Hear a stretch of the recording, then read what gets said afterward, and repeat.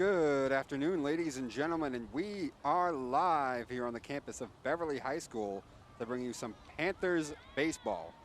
We're going to get right into this action right now. I'm Dominic Lorenzano alongside Rich Francis today, bring you this game today. And the first man is stepping in the box right now for the Gloucester Fishermen. We're getting right into it, huh? Yeah. That one's a little outside. And first pitch misses just outside. On the mound today for the Panthers, Christian Morrissey, the junior, and stepping into the box right now, Jack Costanzo, the shortstop for Gloucester. Rich, as you mentioned, sort of the man to watch right now for this Gloucester Fisherman team right here, stepping in the box right now. Yeah, Costanzo is the best all-around ball player on this team. They got some other kids that are going to be going off and playing in college we'll talk about later, but Costanzo, he does it both with the glove and with the bat. So right away, Morency down 2-0. Throws something in there, I think. Did. So I had a chance to talk with Jack yesterday. Didn't really give me much, but he tells me Mother's Day is his favorite holiday. Oh, nice. Because after all, mother's best friend. And Costanzo cracks one on the ground. Boy's best friend is his mother. Costanzo that looks like a base hit. Costanzo cracks one on the ground and it gets in the left field for a base hit. So Morrissey falls behind on Jack, and eventually Jack makes some pay with a base hit in the left field. All right, so this is our first foray into baseball here at BHS with BevCam. Yep. So we're still working out the kinks with the cameras a little bit. Center fielder Aiden Cornetta now stepping into the box for the Fishermen with Costanza at first. Oh, he's going to lay one down, making Christian make a play. Christian has it, throws, and they got him. All right, so we move the runner over to second.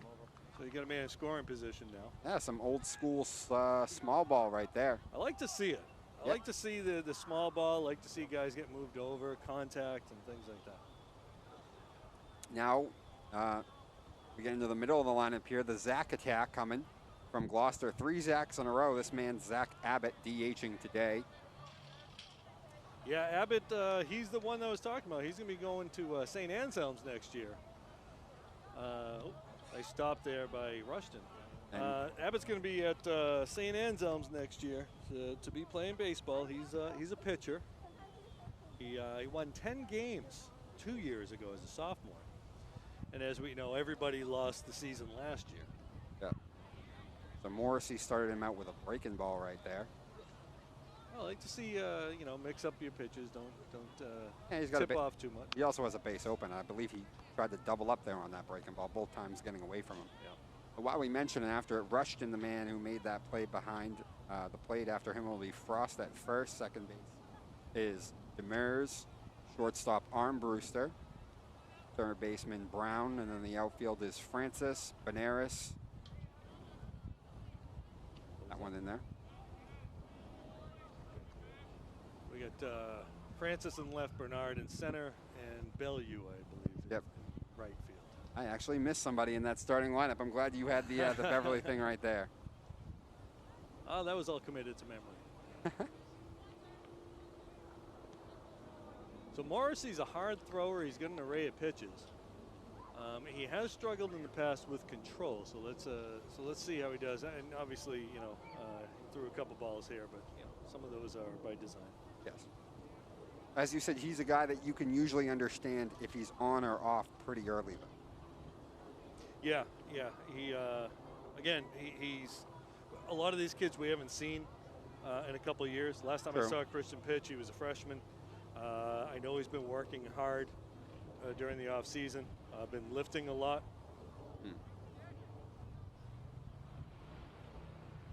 That's a nice pitch right there. That is a nice pitch. That one in there. That looked like another something off speed again. Yeah. So I had a chance to survey the players, so we'll have some interesting feedback from them, the Beverly players, that is, during the game. One of the things I asked, tell me something interesting about yourself, and Christian said he lifts heavy weight. Ah. So, it used to be you don't lift if you're a baseball player, but that Canseco and McGuire changed that one around. Yes, they have, and that one hit on the ground again. Fielded up, throws. Safe. And he's safe. All right. That ball was hit at Joe Brown, it looked like. So Abbott couldn't complete the play. Yeah, beats it out for a hit. We're going to wait and see what they call it, a hit or error. I don't know. We didn't get a great look at how well it was fielded or if Zach just beat it out the whole way through. But now there's 2 on with only 1 out. And now the left fielder, Zach Morris, the man stepping in the box for the Fishermen. After him, let's just do a quick little thing. Zach Oliver, the third baseman, will be on deck after him. Then Daniel Hafey, second base. Thomas Elliott, the right fielder. Anthony Rizzo, the first baseman, batting 7th. Great baseball name. He had no choice. Great baseball name. He had absolutely no choice. I hope he's left-handed too. That would just be great. Emerson Marshall, the second baseman, and then rounding out the lineup, the man on the hill today for the Fishermen, Brett Moore.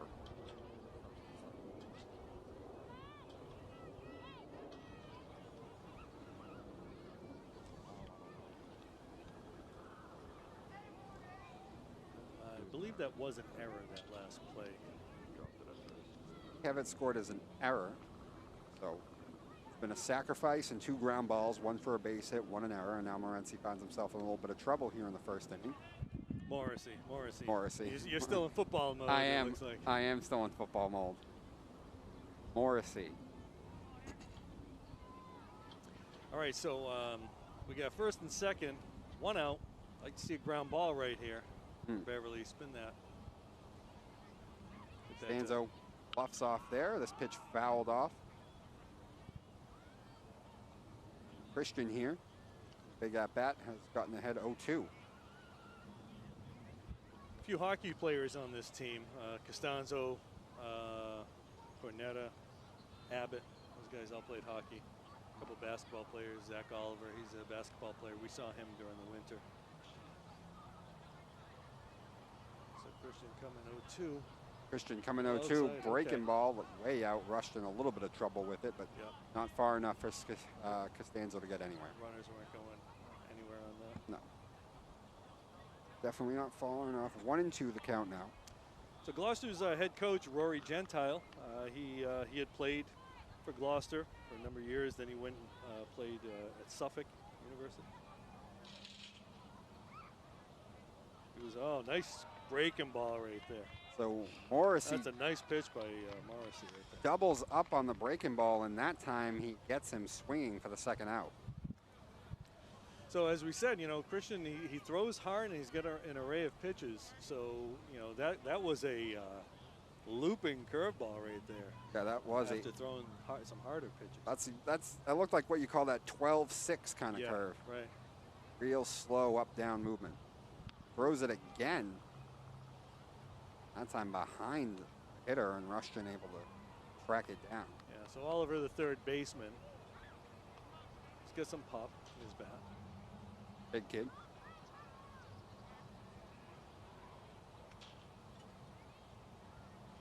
I haven't been tracking the pitch count, but he's throwing quite a few this first inning. Not a ton, but we'll get there, Rich. Yeah. And falls behind now. This man 2-0. Couldn't get the frame there. The other day against Peabody, the umpire had a fairly large strike zone. I think the umpires are still in preseason mode.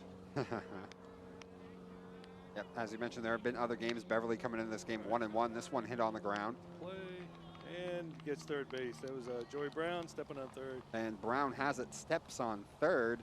That will end the inning. So Christian Morrissey getting out of a bit of a jam there in the first. Gloucester gets nothing. We'll go to the bottom of the first. No score. Beverly coming to bat.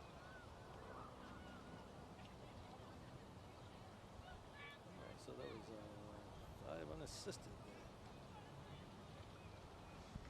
It's going to be weird. I mean, not that I've ever broadcast a baseball game really, but it's going to be weird not having commercials between innings.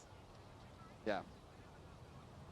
Yeah, not the normal way things go, but yeah, right. Yeah, Dom, we did basketball, which is kind of constant, and then we did the football games.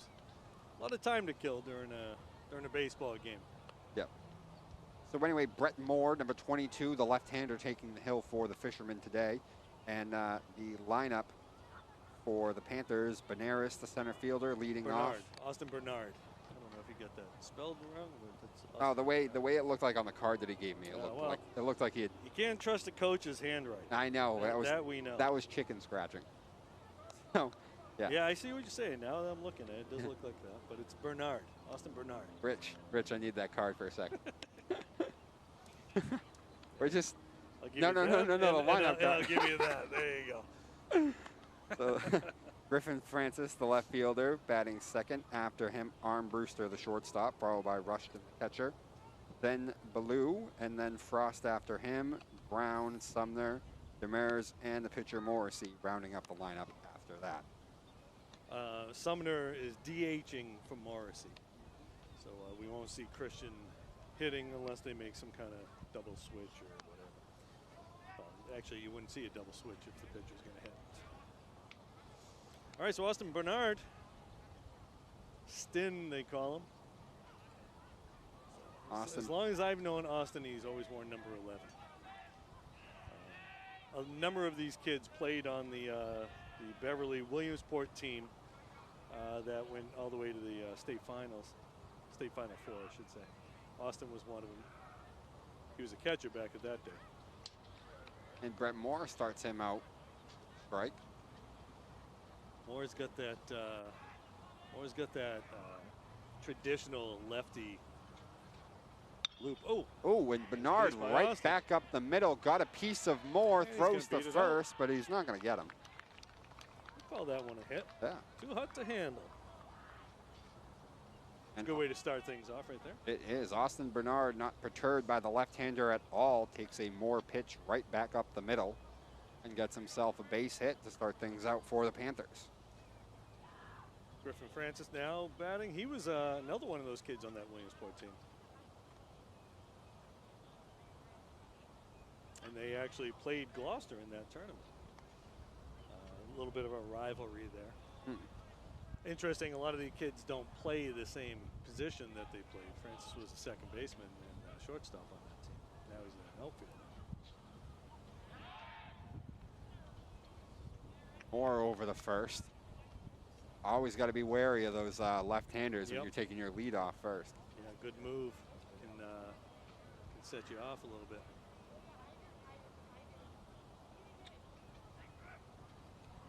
And let's look at him.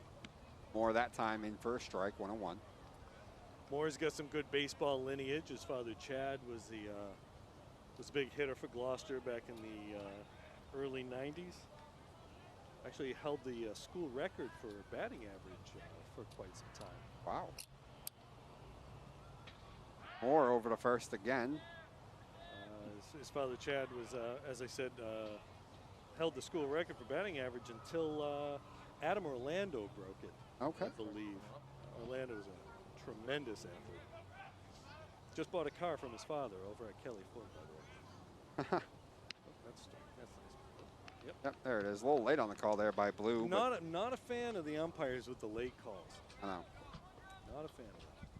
It's hard to tell what Moore is throwing just from the arm angle and how far off to the side. It looks like a breaking ball a lot, but I'm not sure if it always is. It's got a Frank Tanana kind of motion.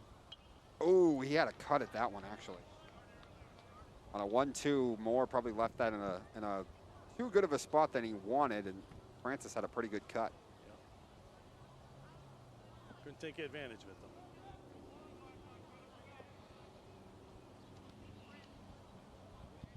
though. 1-2, Brett trying to get that ball down. He'll go over to first, though, first. Definitely a mistake on that last pitch. You could tell from the catcher emphasizing, let's get this one down. Yeah. Catcher Hafey back there. Oh, he didn't get it down. Bernard is off with the pitch. Throw over. Not in time. The steal. Francis going down. Strikes. Francis goes down on strikes, but Bernard does take off and takes second. It was like a high curve, it looked like. I think it was. And, you know, it might have been one of those that just, it came out of his hand flat, but your eyes light up so well, you end up not being able to wait long enough on it. Or you're looking curveball down and then it doesn't come down. That too. Okay, so he likes to throw that curveball quite a bit, it seems. It does. Sammy Armbruster, solid hitter, shortstop on this team. He'll get some looks in the next year or two. And swung on and fouled off. Off onto the right field side. 1-1 the count. So, Dom, I said I had surveyed the kids, and I asked them, who's your favorite sports broadcaster? And Sam's the only smart one in the group. Uh-huh. And he said Rich Francis. Very nice.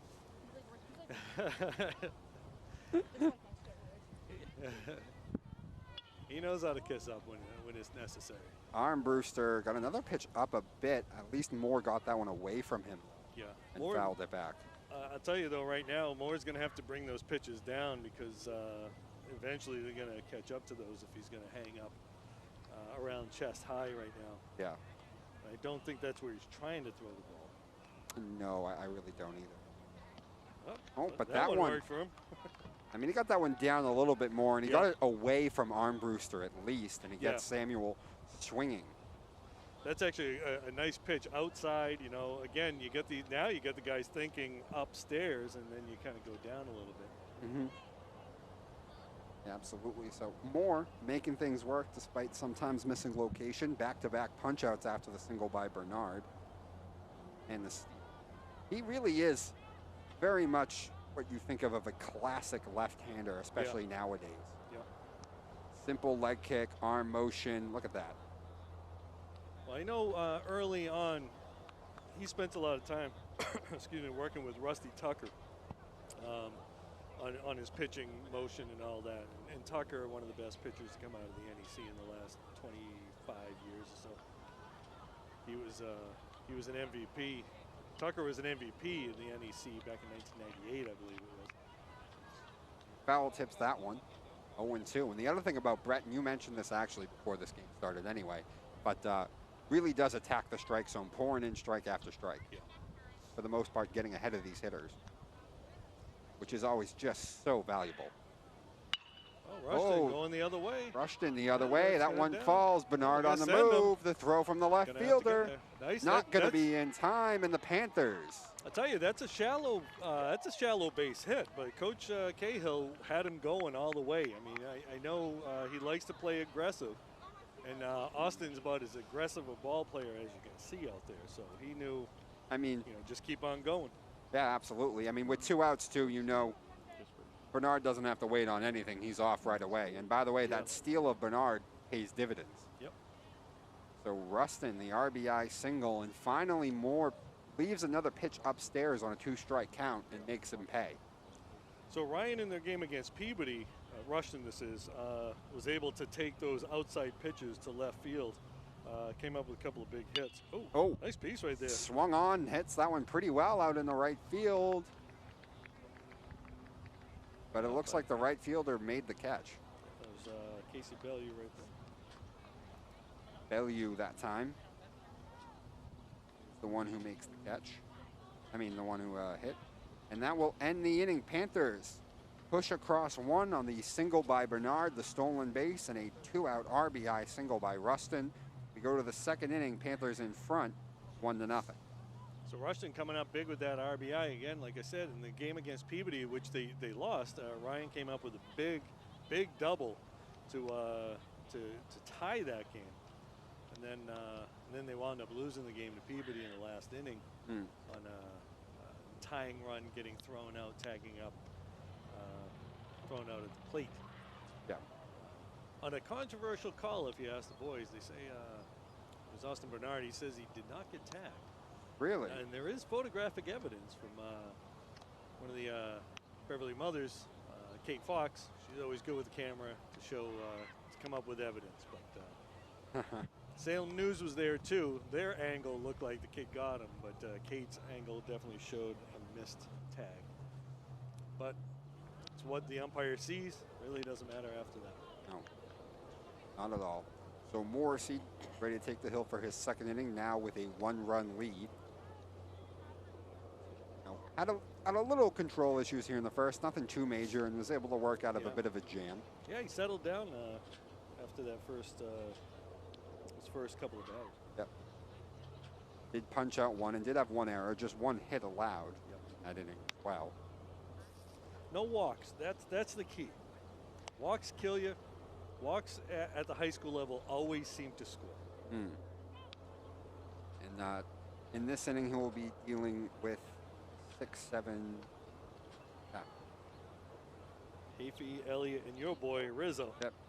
Elliott and Rizzo, the men bat against him this time. With a name like Anthony Rizzo, as we talked about, you either got to be a baseball player or in waste management. Yeah. So you missed the quotation mark on that. I heard tow truck driving was another one. Yes. Yeah. Yep. Our producer's asking him, isn't the Cubs player Anthony Rizzo? That was exactly my first thought. All right, so we got an update from the JV game right down the street at Bulge. After one inning, Beverly leads 1-0. So pretty much what we're seeing right here. And first pitch spoiled off to the right side. Morrissey getting ahead of the first man that time. Christian did use his breaking ball a lot in that first inning. Let's see if he continues with that, or if we'll see a more fastball-oriented attack here as he goes lower in the order. Yeah, we'll see. Whoa. He spins off a breaking ball that time, didn't quite finish it off though. 1-1. You know, Dom, I kind of like the late start a little bit because the weather's perfect for baseball right now. Oh, it really is. It was even more perfect earlier today. 66, the temperature at the time of the game. This one popped up to the right side. Okay. But so we're gonna guess. Let's see what happened there. I think it went foul. Okay. Yep. Okay.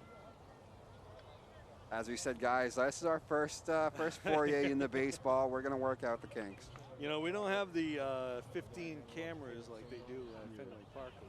And for everybody right now, we are in the studio for this game today because we couldn't get the full setup. I believe we will intend to be outside later on in the year, so we'll be able to tell you at least what's going on, even if the camera doesn't catch it. But right now, we are seeing the same things that you are. Nice pitch. Oh, and Morrissey snaps off a great breaking ball that time. That's a nice play. And so we will be. Hopefully we'll be outside. Dom will be signing autograph between innings in that game. Of course, Dom charges for his autograph.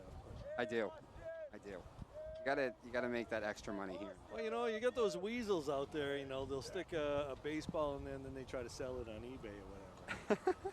What I hear, the Lorenzano autograph is going for quite a bit. I know you hear me. Morrissey just missed on that one. By the way, Christian probably snapped off his best breaking ball of the game so far on that. That was a nasty pitch. Nasty pitch. That was a ball outside.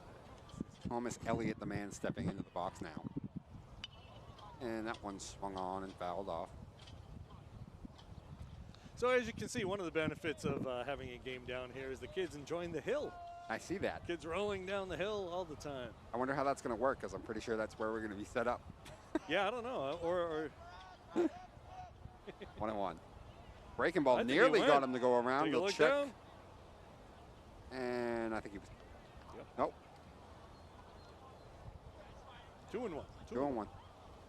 Nearly got Elliott to chase. I'll tell you, Christian so far looking like he got a little better feel for that breaking ball here in this second inning. Yeah. Yep. He's settling in. I believe it's 2-1 the count right now for everyone watching it.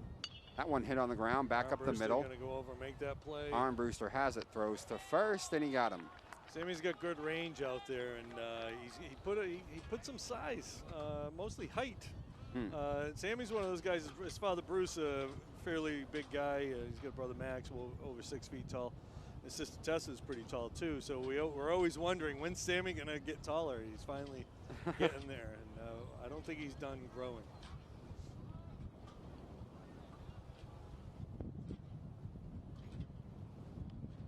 Nope. Rushton tried to sell it, can't. And this is, I believe this is Rizzo.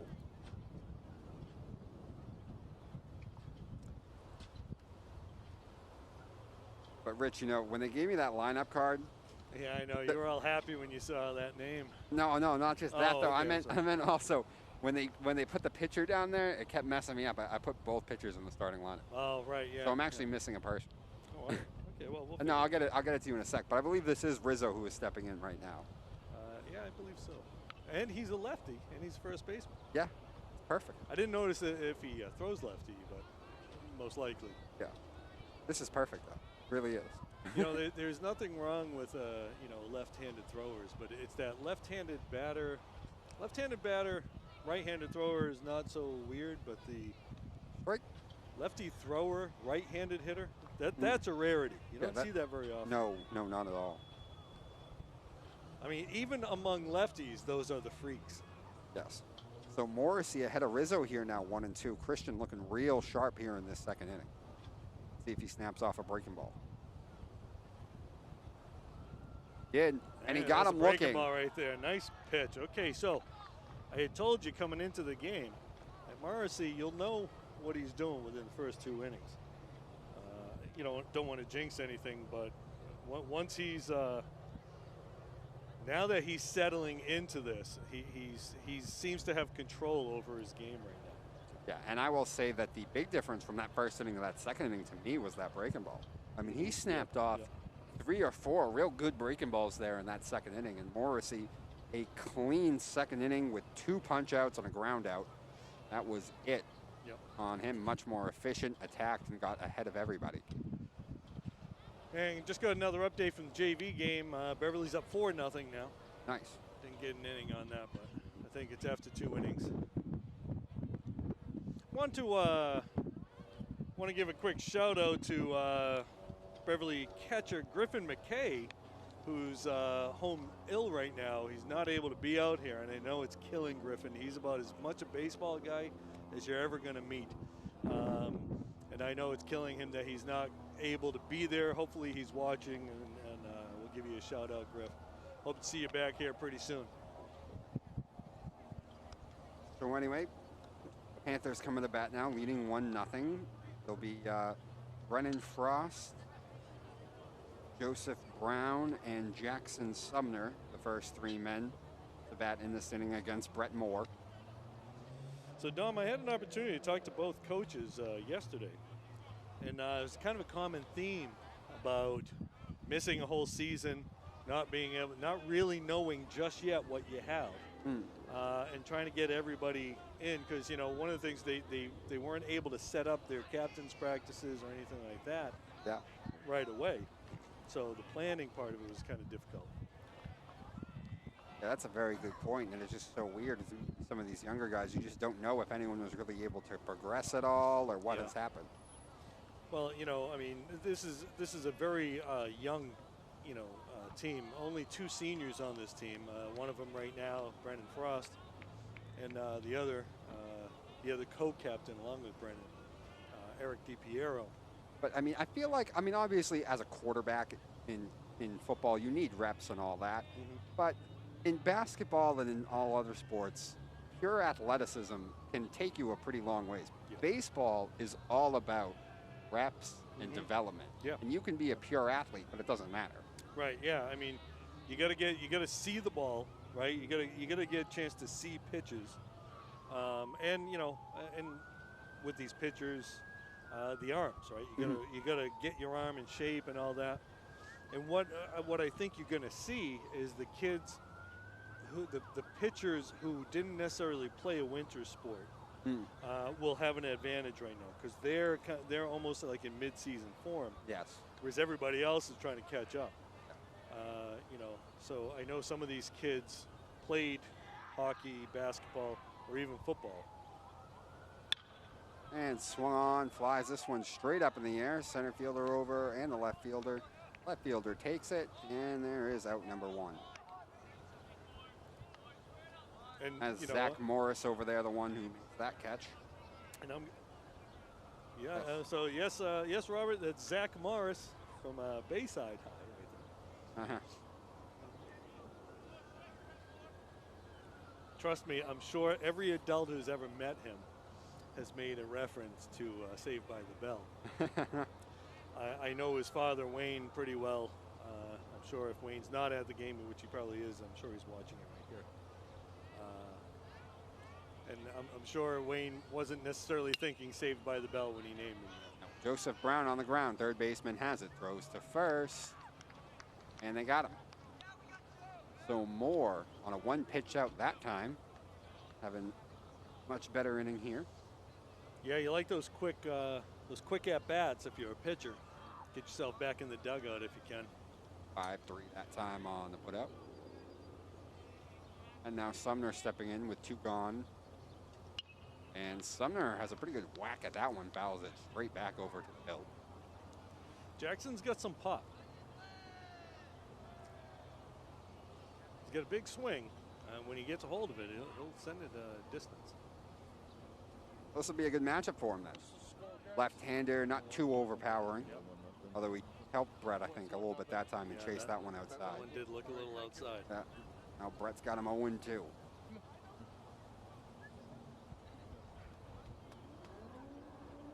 And he gets him to chase on the breaking ball that time. He's going to have to throw to first. All right, so we're seeing both pitchers with those breaking balls. And again, that may be one of those things we talked about, Dom. You know, about getting your reps at the plate and seeing these breaking balls. Oh, yeah, definitely. That's a very good, that's something that really does take time in order to get. So anyway, Brett Moore recovers and bounces back to have himself an 1-2-3 inning there in the second. We'll go to the third. Panthers still out in front 1-0, and Morrissey ready to take the hill once again. Yeah, so both pitchers quick innings in that second inning. Both 1, 2, 3.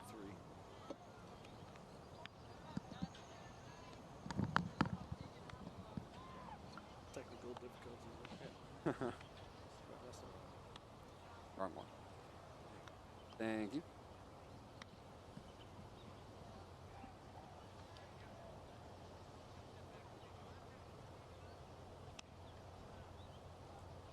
All right, so we got top of the third here. Yep. We got 1-0 ball game. Beverly at home, leading the Fishermen. Okay, I see what I did wrong. Both pitchers settled in the second inning there. Let's see if they can keep it rolling. While we're at it, we'll mention also the coaches on the team. Yes. We mentioned Coach Rory Gentile over at Gloucester and his assistant coach Ryan Marks. And with the Beverly program, assistant coaches Brian Malaya, Mike Richardson. Those guys played at Endicott and Salem State, respectively. JV coach Andy Scott, longtime baseball coach here for Beverly, as well as Mike Levine helping him out over there. And the freshman coach Sergio Reyes. Gloucester not having a freshman team this year. We got Bob Wynot's the JV coach over there. So when you say this is the number 9 hitter, Emerson Marshall, the second baseman, standing in. It'll be 9-1-2. Marshall, then Costanzo and Cornetta.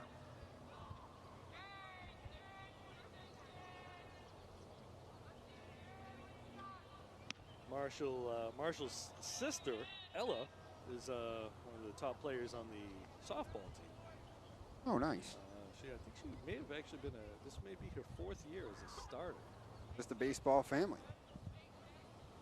And he slaps So this nice one the other piece way, right and that's in the right field, it looks like, for a base hit. Yep. So the number 9 man, Emerson Marshall, not trying to do too much, waits on that ball pretty well and just slaps it the other way for a leadoff single. That's a nice piece of hitting. Take that outside pitch, go the other way with it. That breaks up the stretch of 5 in a row set down by Christian. Now the top of the order and the dangerous Jack Costanzo stepping in, singled his first time up. Costanzo, also a hockey player, one of the best hockey players on the North Shore. Square in the bunt. Square in the bunt, but Morrissey, I did it again. Yeah, you did. I did it again, Rich. Yep. Fooled him a bit as he snapped off a real good breaking ball to get ahead. I'm thinking Costanzo thought he may have been surprised them dropping one down. But I think that breaking ball really fooled him. One's down. That one just missed from Christian. So as I mentioned to you before the game, Costanzo, his first 2 years as a hockey player at Gloucester High, scored over 100 points. This season, things got a little messed up. But he may have a chance to Costanzo Breaking ball there. tried to wait on the breaking ball long enough and slapped it the other way, but foul. By the way, I don't know. Maybe I'm looking at this wrong, but Morrissey's not really checking the man at first right now. Yeah. Maybe they're not worried about him. I don't know, but Let's see if he looks this time. But the last 2 pitches, he didn't even take a look over. that would be a good time to throw over if he It hadn't would. been looking. By the way, he's still not looking. Yeah, you're right. And Nice stop tried to by get Gloucester. Jack to commit on that breaking ball, but he would not. So as I was saying about Costanzo, he may have a chance of breaking the Gloucester High record for career points. Really? Yeah, the kid's a scorer, good ball player. I think it comes from his father Jack, is a Gloucester street hockey legend. 1-2 the count right now on Jack. Let's see if Christian goes with a Hit that one pretty fastball. far. Got into that one pretty deep, high fly, Oh, that ball dropped. and it dropped. Maybe a little bit of a mix-up as the left fielder and center fielder converging there, but no one was able to get it. And now Jack fooled me a little bit that time. I actually thought he hit that ball better than he actually did. I did too, and there's a possibility the outfielders thought it did too, but it's in that little mystery triangle between left, center, and short. He drops that in for a base hit. Yep. Costanzo 2 for 2. So now Jack 2 for 2, 2 singles leading off this 3rd inning against Christian, and now he's really going to have to bear down with 2 on. Squaring. Squaring the bunt again, gets down a All right, real go good over one. First. Oh, we bobbled that. Nobody there. And there Second was baseman's not nobody there to cover. Uh-oh, a breakdown. And I don't know if the second baseman didn't realize the wheel play was on or what happened, but nobody there to cover first. And Christian, a little bit of bad luck there, Yeah, loading and up the another bases. single. Yeah, that's a sacrifice bunt that turns into a hit, pretty Yep. much. It was a little bobbled by the first baseman, but he had plenty of time. But the second baseman must have been playing over, worrying about the runner, so there's nobody there covering. Now bases loaded, nobody out. In the heart of this order, Zach Abbott, the first man in the bat, Is that and stepping in right that now in a breaking delayed ball. strike call again? I know. The curveball. Christian in a world of danger right now. The bases are loaded, and it's the middle of the fisherman order up. Christian Here it comes, slide here it stepping. comes. That ball gets They got a away. chance He's at him, coming and he's in home, there and he's safe. safe.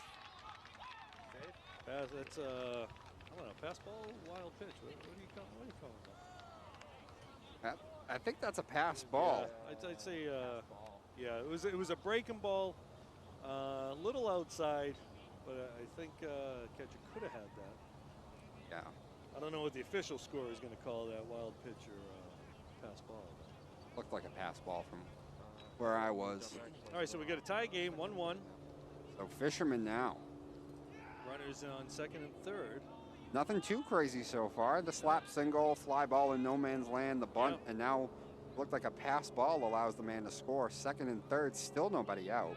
Yeah, no hard hit balls. Not really. Emerson's hit was hit pretty well. Yeah, it was a good piece. All right, nice. Snuck that one past him. A little fastball sneaking past to Abbott there. Got 2 strikes. What we got? 2 and 2? 1-2? I believe at least 1 and 2. 2 strikes at least. We know Yes. that. Yes. Strikeout would be real big right here. It would. I'm going to guess he's going to turn to that breaking ball again. Get it. Oh, he hit him. And he hit him. Okay, loading up the bases. The hit batter. I don't think Christian's happy because I feel like he thinks Abbott didn't even attempt to get out of the way, and he might not have. Well, but if he's not in the strike zone, he doesn't have to move out of it. No. I don't believe that ball was in the strike zone. It's Nope. not like he leaned into it. He just didn't move. No, Abbott hit by the pitch. Abbott, an offensive lineman on the football team, so he's used to getting hit. All right, so we get infield play and double play depth here. No outs. See if Armbruster and Demers can spin one here. Nice pitch right And there. Christian gets him started at least with a strike.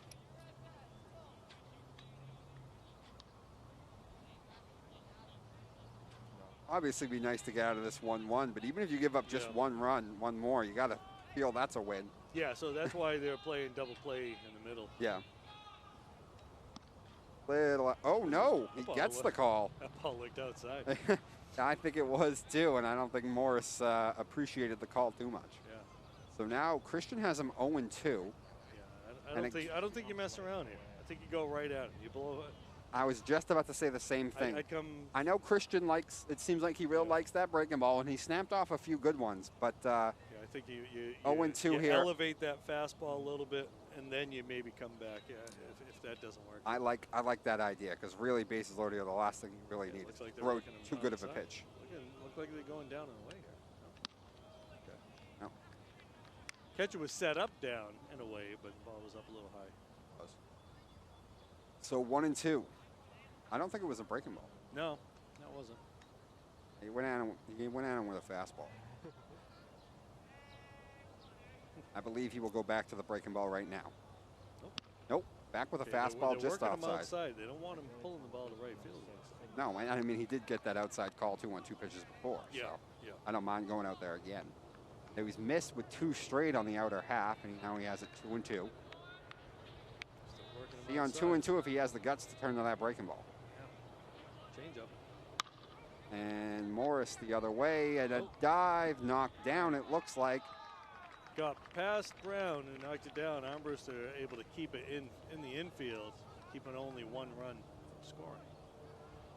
That one knocked down, but the run will score. Another infield hit. Costanzo scores, and now the Fishermen up 2-1. Christian having a little bit of bad luck this inning. Still nobody out.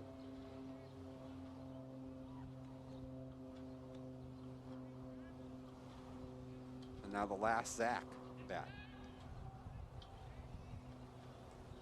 Ball inside. And Zach Oliver. Grounded out to Brown in the first to end that inning. Brown took that unassisted to third base. Remember, so he's 0 for 1. We're going to break through with something big right here, though. Oh, when he had a hack at that one, I was elevated, fouled it straight back. Yeah, you know, Morrissey's hitting his spots. He's just not getting the plays that he needs. No. You know, I mean, again, Emerson with that well-hit ball, but that's about it, really. And even that wasn't a bad pitch. It was just a good piece of hitting by Emerson. And he fouls this one straight up in the air, but I feel like that's out of play. It is off into the hill. Not as much that time, but Rich, that first one, when you foul a ball straight back like that on a line, oh man. Yeah, you just you're like kicking yourself a little bit as a hitter. Like, oh man, that just felt so good. Yeah. All right, so he's got 2 strikes on him. Let's see, breaking ball outside. Yep. Inside. Oh, struck him out.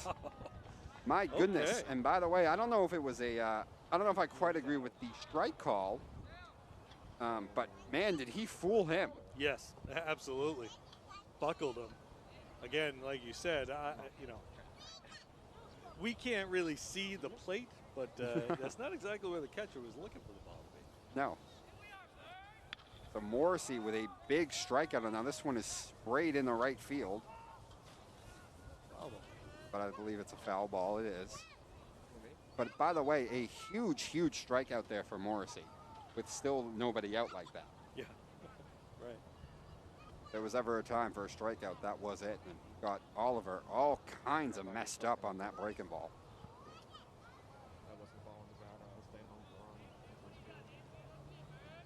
And this is the catcher, Daniel Hafey. 0 for 1, struck out his first time back in that second inning. Breaking ball in Another there. breaking ball, not that time though. I know he ended up catching that a little bit low, but I actually thought that might have. I thought it crossed the plate in the strike zone. Yeah. But, you know, again, I think the umpires are still in early season for him, too. Yep. 1-1 the count. And that's It's a little high. not a strike either. Yep. So Christian close on those last 2, getting neither. A little payback after the Oliver one. Yeah. This is where, as a pitcher, you really got to kind of, you know, settle down and start grinding. You're not getting the couple pitches you thought were strikes. Got to come after Hafey. Oh, and instead he hit him. Got him off the top of the head. And Morrissey, second hit Batman of the inning. So Hafey, he's a catcher. He's used to taking balls off the noggin there. That will bring in another run. All right. So Rushton settling down a little bit. Coach coming out, talk to him. Yep. Coach out, Rushton out, both talking to Morrissey. had a little bit of bad luck this inning, but he's also now hit 2 batters in the inning, so Yeah. control is leaving him a little bit. 3 runs so far in the score right now, and the bases are still loaded with only 1 out. And while we're in this break, I want to say hey to my mother, Nina Francis, watching the game. Yeah. Along with my brother Mike. Appreciate Mike, that. my brother Mike, a decent ball player for Gloucester High at one point. Not the best athlete in the family, though. Are you going to say that was you? Of course. No, Mike was the athlete. I was the smart. Oh, okay. Christian misses outside on that one, 1-0. This is the right fielder, Thomas Elliott, grounded out to Armbruster his last time. I'll be waiting for a text in a couple minutes.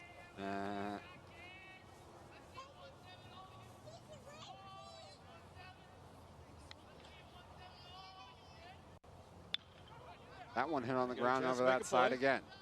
Throws All right, home, and they got him. All right. That one over to Brown, who fields it, throws home for the out. Fielder's choice to make that 2 outs. That is FC 5-2 for anyone who doing any of the scoring at home.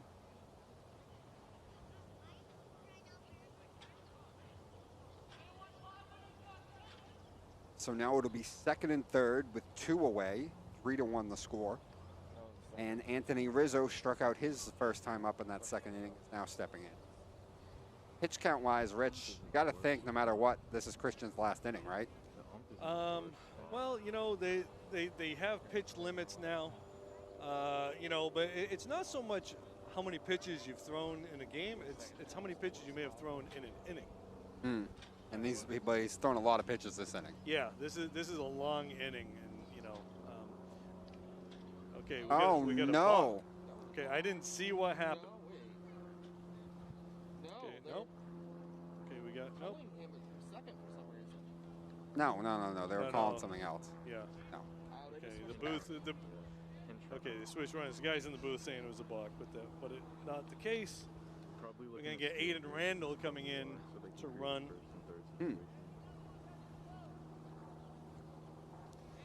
It's pretty much a free substitution on the running game nowadays. That one hit up in the air on the left side. I believe the left fielder, it seems like he got under it to make the catch, and that will end the inning. From the reaction from the crowd, it must have been a pretty good catch.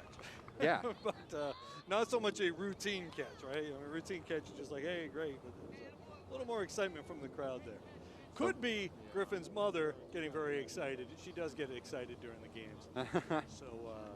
So that ends the inning finally, but 9 men come to the plate for Gloucester. They score 3 times and take a 3-1 lead now. As we mentioned, some of it a little bad luck by Morency, and then eventually Morris. I'm going to do that all day, Francis. I'm going to do it all day, Rich. Jeez. Oh, I'm mad at myself. But anyway, Control left him a little bit. 2 hits Batman in the inning. We got come down as 4 hits allowed, and also the pass ball that allowed one of the runs to score.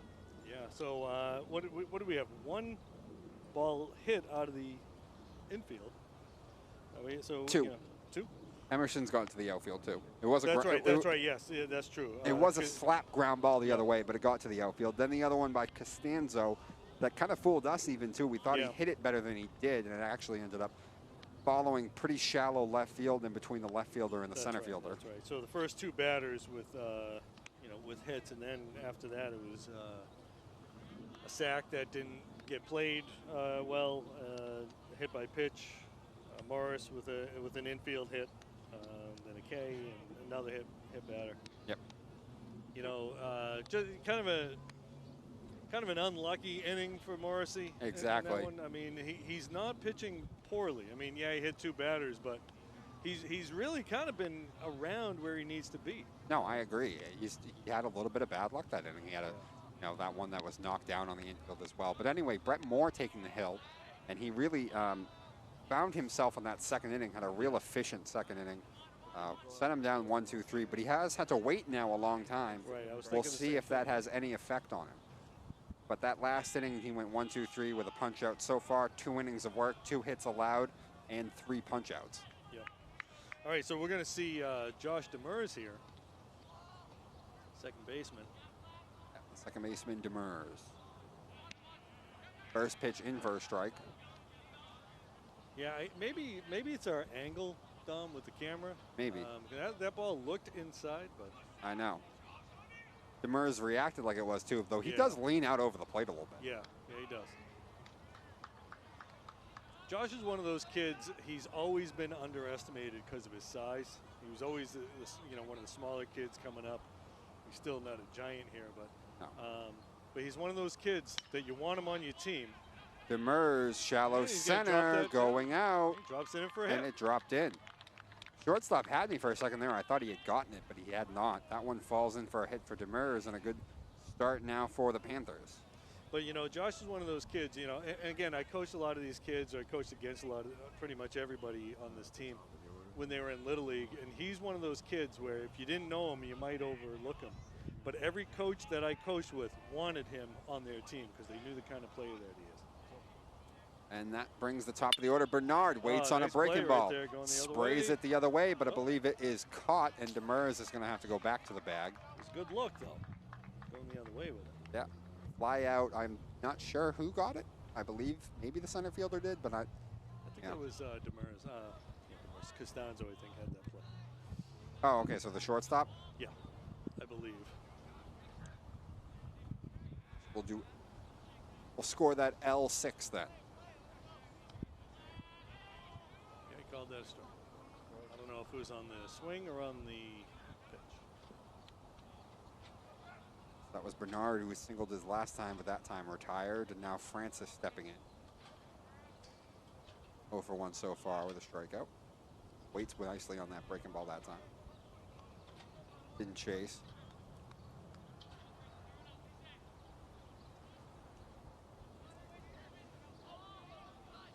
That's where you need some situational hitting here. Coming over. More with that move we've seen a few times already. Yeah. Though it did not help him last time as Bernard was able to steal that base. Back All in right. the So first. Dom, with that camera shot right there, we do find out that Rizzo is a lefty. Nice. It's perfect. It really is. Which I'm partial to left-handed first baseman anyway. Covers the field better. Yes. And right. Also, Right, you know, there's your limits. third baseman's right-handed, your first baseman's left-handed. There's also limitations to a lefty being able to play a particular position. Oh, they got him caught. And they got him caught. Throw to second. They got him. Got him. So that move by Moore pays dividends that time as they pick off Demers.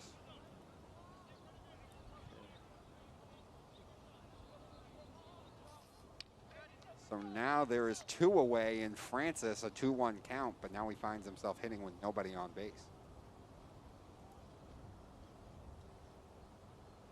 Good, huh? Moore missed that time. Funny so far, obviously Morrissey has hit 2 batters, but there's been no actual walks yet. Yeah. Well, if you're gonna push a guy over on pitches, you might as well hit him rather than throw 4 pitches. It's pitch economy. Yeah. And with the pitch count rules nowadays, Francis draws a walk. But And just as you said it, Dom. well, I said it because it was 3-1. So Francis, a nice eye that time, will extend the inning. My guess is Francis will take a slightly shorter lead this time around. Oh, that hurts all the more that Demers got picked off, though. Yeah. Could add 2 on right now with 1 out for Armbruster.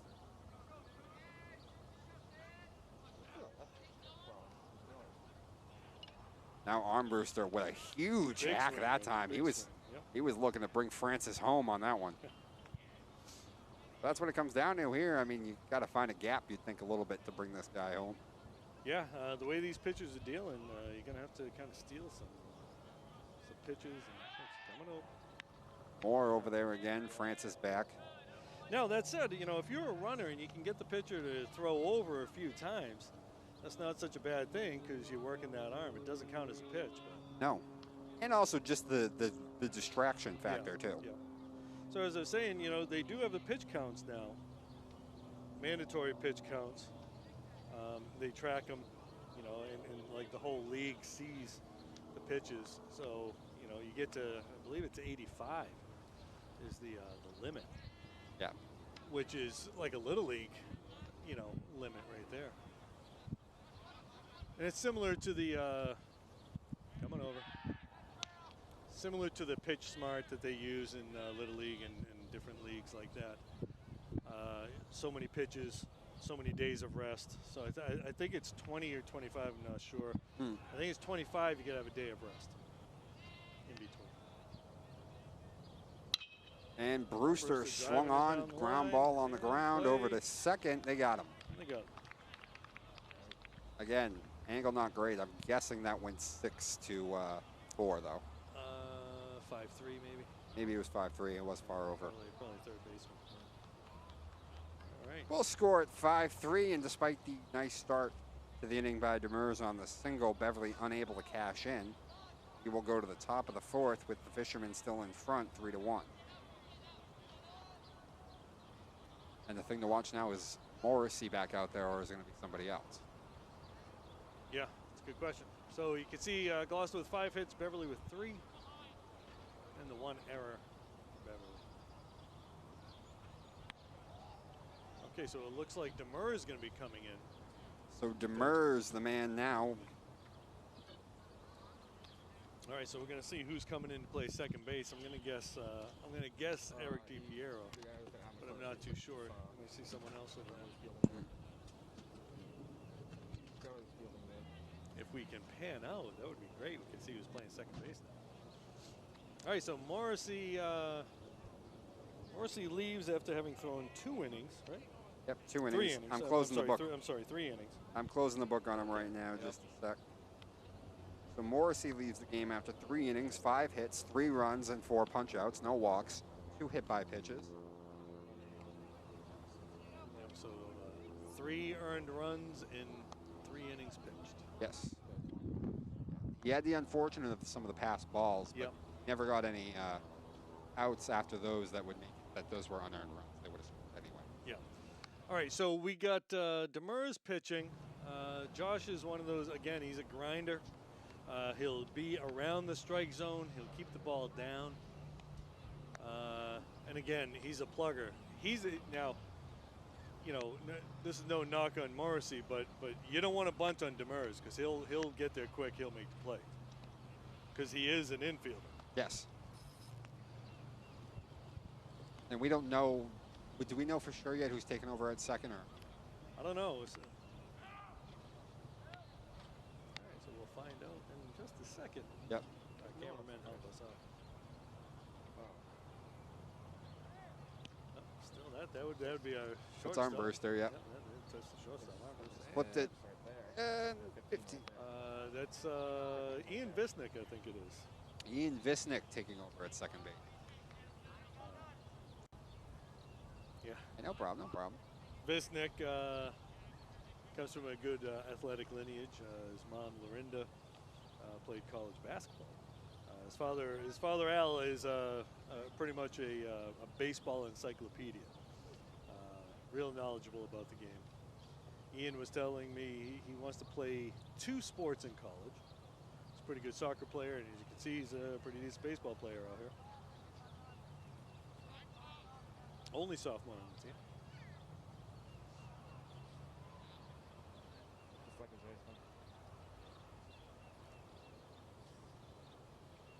So we are ready now. Demers, the new pitcher, and this is Emerson Marshall, who's the man who started that big inning last time with that slap single the other way.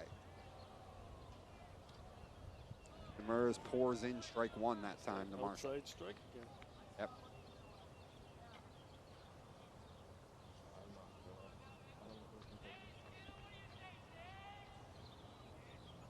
And Emerson going the other way again, but this time pops it up into the air. And the first baseman, Frost, looked like he was battling the sun a little bit. Nice play right there. And by the way, that sun has come back since the start of this game when it started to be overcast. That would be Brendan Frost with the play. Frost, a 3-sport captain. You don't see that very often. Captain on the cross-country team, basketball team, and now on the baseball team. So Brennan's going to be going to UMass, I believe it is, to study astronomy and aeronautics or something like that. Oh, that one he cranks pretty well. That one, and Francis is going to make the play. Costanzo puts a charge into that ball, but this time Francis is back to make the play. And funny how that works, isn't it, Rich? What's that? Costanzo really smacks that ball that time, and the other time he doesn't, and this time it's an out. Yeah, it's just as they say, baseball is just a weird game. It is. You can pound the ball and get nothing, and then just bleed one, and end up running around the bases and scoring. Costanzo really sent Francis back for that one. Yep. So 2 are gone now. And that'll bring up Aiden Cornetta. Aiden Cornetta, we had mentioned he plays hockey. He also played football this year. And Cornetta, this time on a fly ball in the right center field. Diving over, but that one falls. Okay, Bellew with a dive, couldn't get to it. Bellew dove that time, but unable to come up with it. Cornetta has his second hit of the game. Again, Costanzo hit his ball harder, and ends up an out. And that one, Aiden got a good piece of it, but drops down. And not as well. Aiden, his second hit, and if you remember, his hit back in the other inning was a bunt that ended up being sacrificed. Which again. was really was kind of a key to that inning. It was. Because, he ended up scoring, keeping that inning going. Ground ball up the middle. Armbruster has it. On the first, he got him. All right, so no harm, no foul off of that hit. Oh, Demers pitching to contact that time has a pretty nice, efficient inning. Not a large pitch count at all. Yeah. Yep. And that's how you like to do it, You don't have to strike everybody out every time. Nope. You throw a lot fewer pitches with contact. Demers that time a nice shutdown inning onto the bottom of the 4th. Fisherman still in front, 3-1. It'll be the 4, 5, and 6 men for the Panthers now. Rushton, Bellew, and Cross. Unless that's him getting some practice cards, I'm not sure.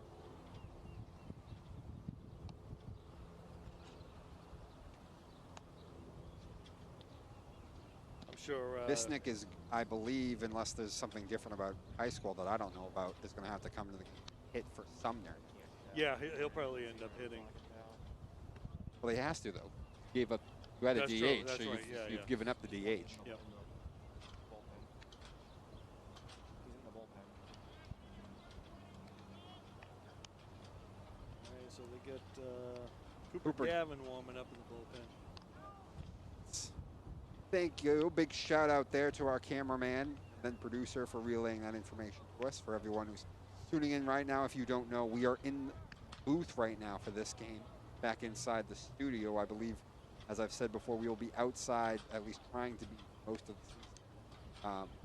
But today in the studio, so we are missing a few things here and there, and we're seeing basically what you're seeing at home. Right. Yeah, exactly. Yeah.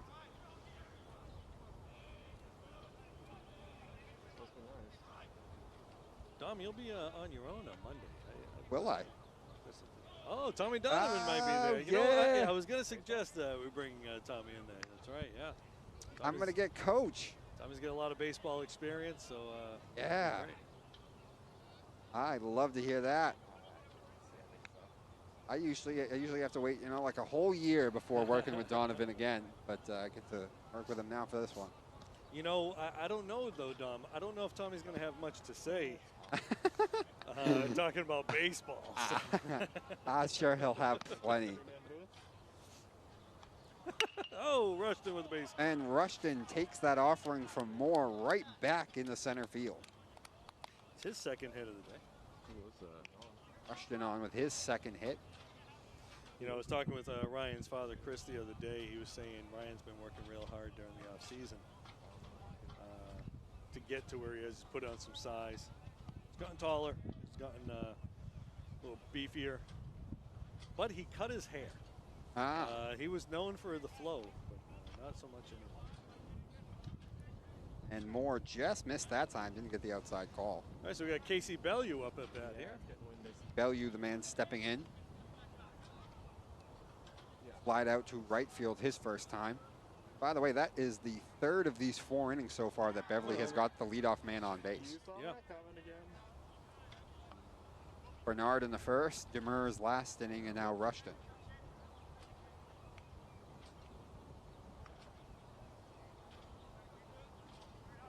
We're just kind of cruising along here.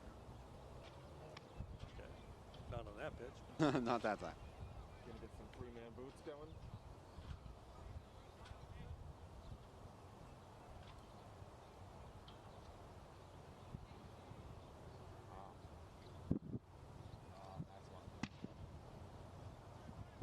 Ooh, Nice piece right there. Bellew had a cut at that one. Almost a nice piece. Good swing. Yeah. Didn't get the full piece. Yeah.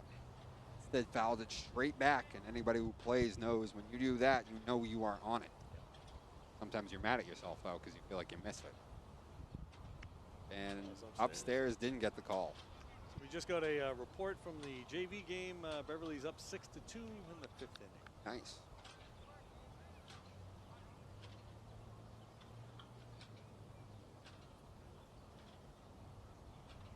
Seven-inning game here at the high school level. Until they get to the tournament, then they make him play 9. I didn't even know. It really doesn't make sense. Yeah, that is odd. Deeper into the tournament. You know, so It's odd. it doesn't make sense. You know, I know baseball's a 9-inning game, but you have a pitcher who's used to throwing 7 innings, and then you stretch them out. Yep. Although with the pitch count situation now, you're probably not going to see too many complete games. Full count, and he gets him looking as Moore That's a nice, paints the inside corner. that's a nice pitch right there. That is a tough pitch. Not much you can do with that, and just caught him looking and hoping, and he did not get the call that he wanted. Yeah, that's a pitcher's pitch right there. All right, lefty, Brennan Frost.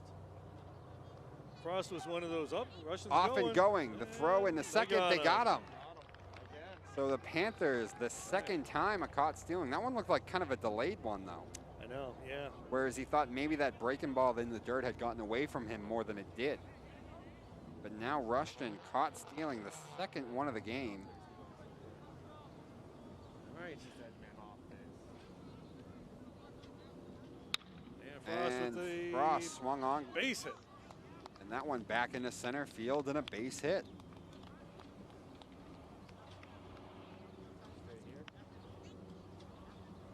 And Joe Brown up at bat now. No Joe Brown to bat with a man at first and 2 away.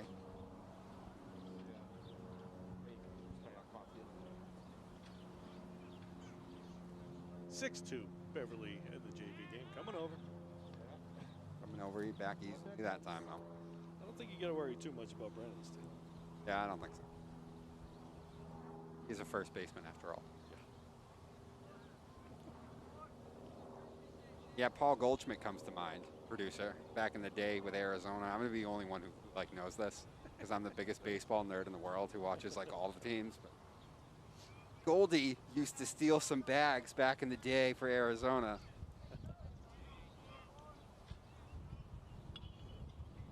Right, Jason Kendall was a catcher who could steal bases. Jason Kendall. Oh, that's a good one.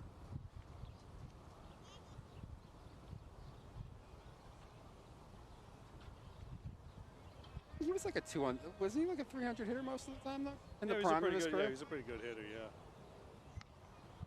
Ball's upstairs. Yeah, he dislocated his ankle. Yeah. That's Right. funny. I'm having a conversation with the producer right I now, know. but they can't hear I know. Robert. I wish they could hear Robert right now, but they can't.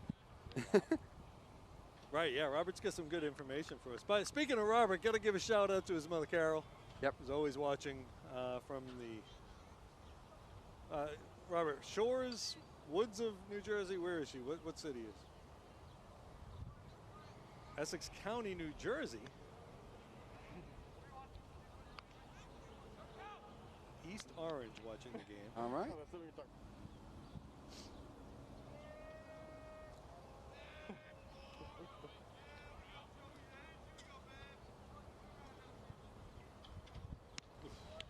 Okay. Nice pitch right there. Yeah, he sneaks that one by him. Talk about your mother? Full count again. I don't know much about New Jersey. I do know that you cannot pump your own gas. Still haven't been able to figure that part out. Except on the turnpike at times. Oh, okay. That's odd. Weird that you draw the line there. Off. A little hit and run. 3-2. Cross going. That ball dropped. He's still on the move. Cross going. On the They're third. sending him. They're sending him home. The Who relay says he's throw. not quick? Look at him. Look at that speed. Joey Brown with a double. So Joey Brown, after that big caught stealing, he felt like Beverly had run themselves out of another inning. Brown finds a gap, though, and drives in Frost. All right, nice job right there. A big at-bat.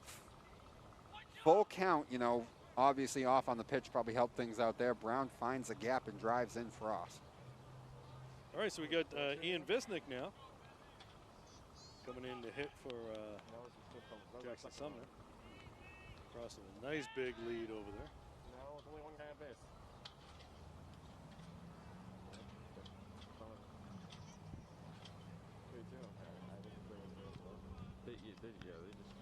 So Visnick wants to go to college for sports psychology and athletic coaching. When asked what animal he could be, if he could be any animal, he said a lion. A lion? When asked who inspires you, he says his mom, Lorinda. Ah. Lorinda, school committee member, does some great work over on that school committee.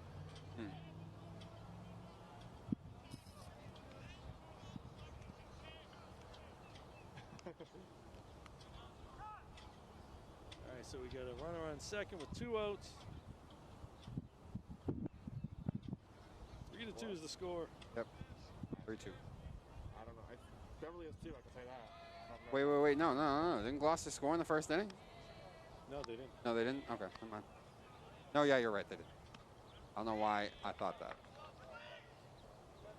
Well, no. Last inning, I'm pretty sure when we went to what usually would be our break, I think I said 3-1. Yeah, right, yeah.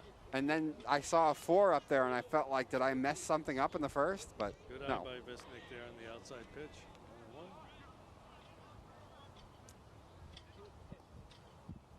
1-1. Okay. Thanks, Robert. But I felt like I had failed. Trying to keep everybody on their toes here, that's all. Ball, oh, got him looking, up. strike 3. Looked a little outside, but It did. But Brett Moore with a punch out. His 5th of the ball game to end the inning. Beverly pushes across a run, though, on the big 2-out RBI double from Brown. On to the 5th.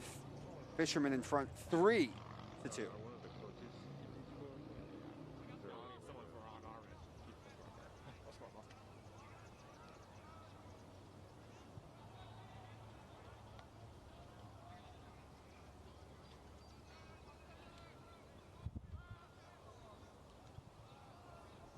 I mean, I'll take somebody who wants to do it, but I usually got one right here. Yeah.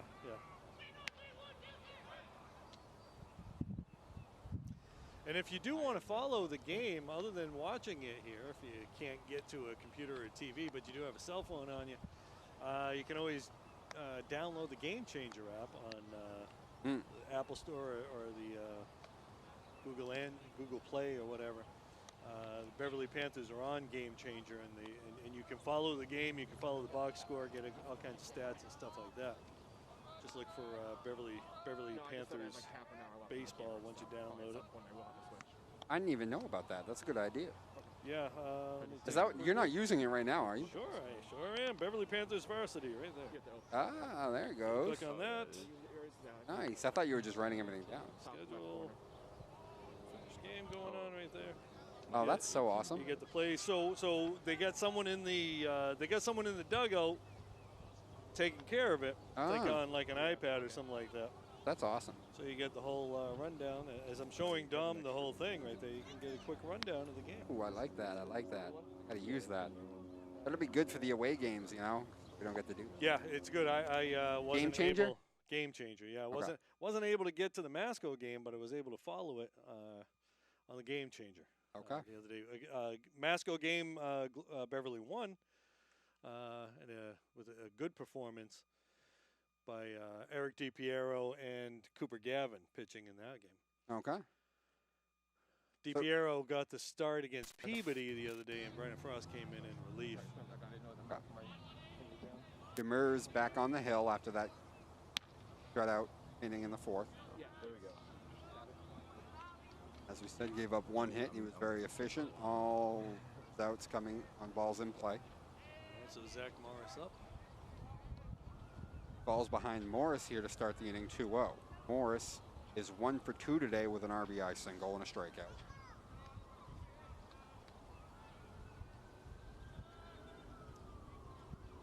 Outside again. And Demers missed again, and it's 3-0. Yeah, it looks like he's opening up a little bit with that with those shoulders, leading the ball outside a little bit.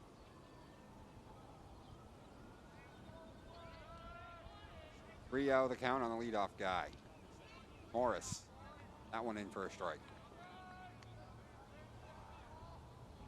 Morris, cleanup hitter in this Gloucester lineup. Part of that 3, 4, and 5, all Zach's. As you said, the Zach attack, he calls that one a delayed strike. Yeah. Zach attack so far has just one hit in the game. It was the RBI single by Morris. And also Abbott has an nice little off-speed pitch right there. Yeah, foul tipped, I think, into the catcher's mitt. And a punch out there for Demers. First so far. I was going to say this Zach attack, one hit so far, but 2 runs batted in. Considering that Abbott gets an RBI for the hit by a pitch with the bases loaded. Yep. And that one hit up in the air into center field. He's got it. Center fielder Bernard is there and makes the catch. F8. F8 for anyone who is doing anything like If you are that. scoring at home, it's an F8. F8 Demers, by the way, another 1 pitch out.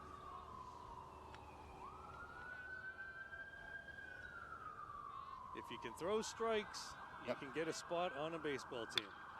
And Deep now drive. Hafey with a deep drive.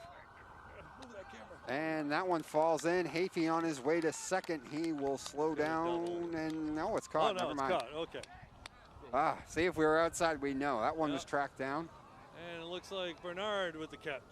So Bernard back-to-back plays there to end the inning, and after a 6-pitch at-bat to punch out Morris, Actually, it was Francis that made the catch. Okay. Bernard must have crossed behind him. All right. Or maybe Austin threw the ball to Griffin. Who knows? Who knows? We don't know. We don't know. Anyway, though, after the 6-pitch at-bat Morris, it takes just 2 pitches to retire the next 2, and another shutout inning from Demers. On to the bottom of the 5th, 3-2, Fishermen in front.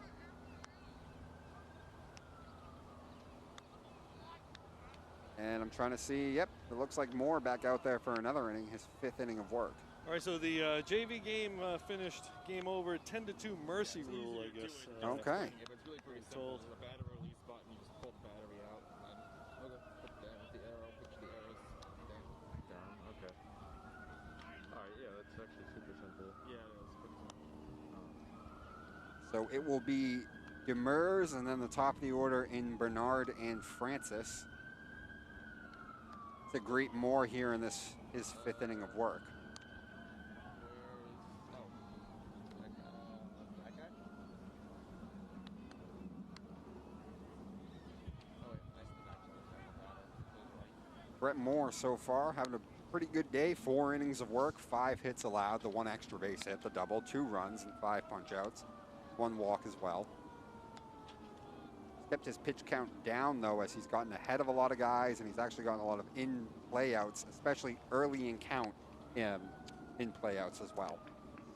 Dom, just want to mention real quickly, this is not confirmed yet, but they're looking at Senior Day, May 28th.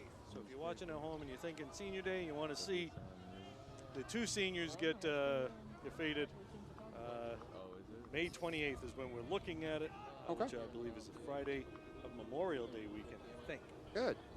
But hey, you know what? It's baseball season, high school baseball season. Who's going away anyway? Exactly.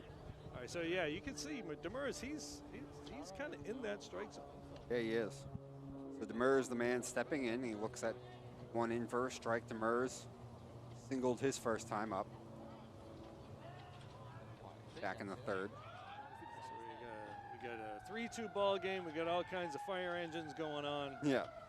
Kind of feels like the Little League parade that they used to do. Oh man, yeah, I remember that actually, vaguely. And Demers hacks and misses that time, 1-2. Demers singled back in that third inning and eventually was caught stealing. Though kind of picked off, not a straight, the catcher didn't throw him out. And Moore gets him swinging that time, and it looked like a breaking ball that dove down and in at his shoe tops. Down by way of the cave. 6 punch outs for Moore. So again, Moore, he's just been around the strike zone. He's got 1 walk so far. Yep. And he's around the strike zone, which means you got to swing. And he's been mixing up his pitches really well. Yeah, as Austin Bernard, the man stepping in now. That one missed high. So let me check the game changer app and see if I can see how many pitches. Bernard, 1 for 2, singled and scored back in the first. Moore pours that one in for a strike, 1-1. Yeah.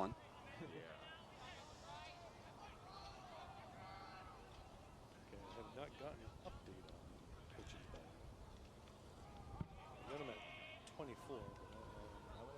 Trying to think what Austin Bernard, what his stance, who he reminds me of. Especially from the left-handed batter's backs. It looks like a very classic stance. I'm trying to recognize it. A little bit of a Tony Fernandez. Yeah, maybe. Open stance. That was a little before me, though. Stance, yeah.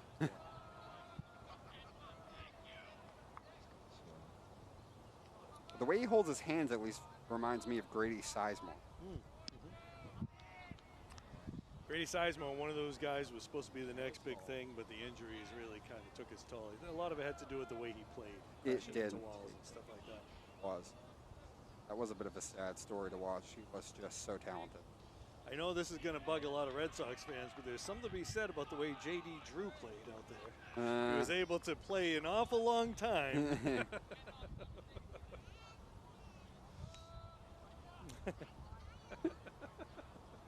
Robert says J.D. Drew is the only person that people in St. Louis hate.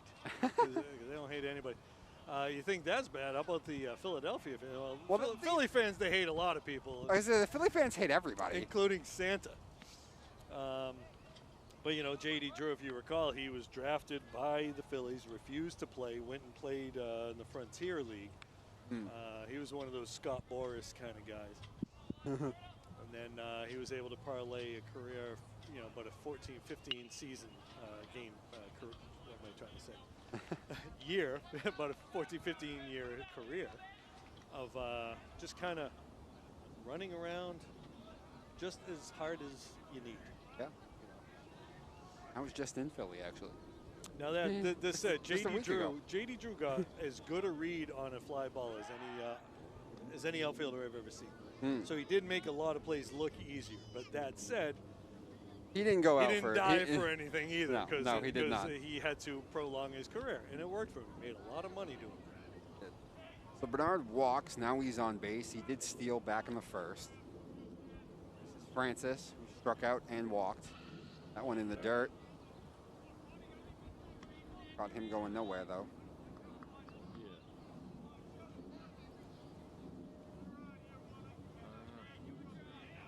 This is where you'd like to see him take one to right. See if they pitch him outside. So he can Especially with all those breaking balls that come from Moore. You got to wait. Francis, he went. Not happy about it, but he went. Down on strikes. That's a tough call right there. It is. I can tell from when I played Little League and stuff, I loved that pitch up. Every time my eyes would light up, and you shouldn't do it. In the back of your head, I feel like halfway through your swing, you've realized that you've messed up. It just looks so good coming out of the pitcher's hand. All right, so we got 2 outs. Runner on first, Sammy Armbruster. Armbruster chasing on the breaking ball that time. That pitch right there,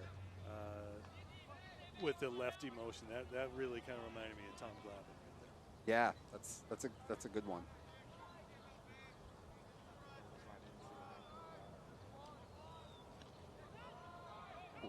going. Bernard off on the pass ball. He's in the second.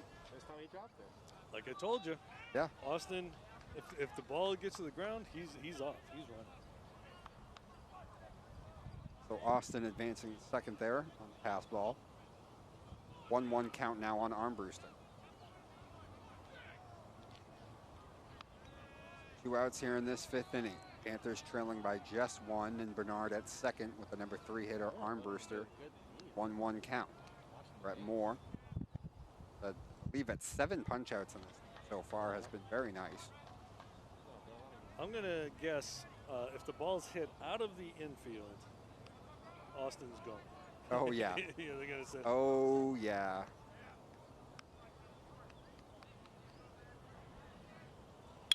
And Armbruster puts a pretty good charge into that one in the left field. And that ball is caught, I believe, by the left fielder, it looks like. Yep. And that will end the inning. So Sam putting a pretty good charge on that one, but it was not to be. That ends the inning. Panthers leave a man at second. And we go to the top of the 6th. Fisherman still in front, 3-2. You know, Dom, this is you like to see these. You know, I mean, everybody likes to see offense and everything, but you like to see these 3-2 games early in the season. It means that the pitchers are doing their job. They're not walking guys all over the place. You know, I mean, I'd much rather see this than an 11-10 game or something like that. Yeah, because that means something good's not happening. No, right? exactly. I agree 100%.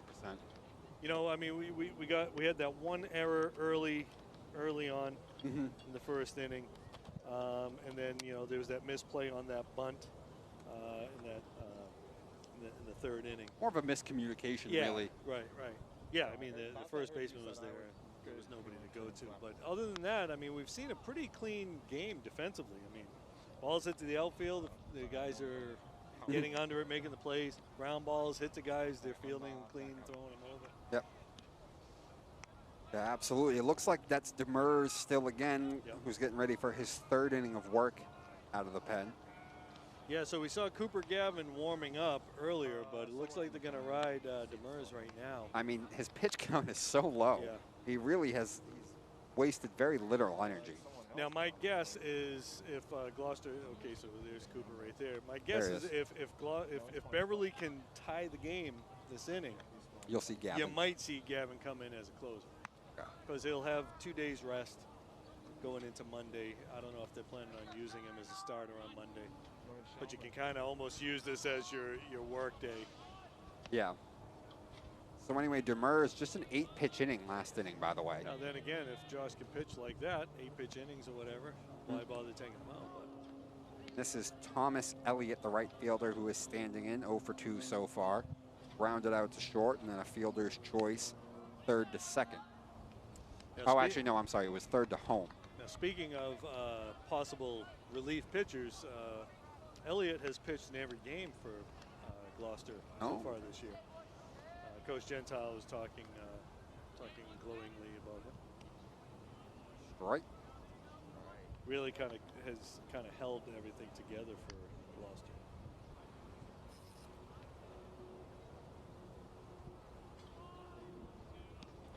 And Demers missed outside, 2-1 now.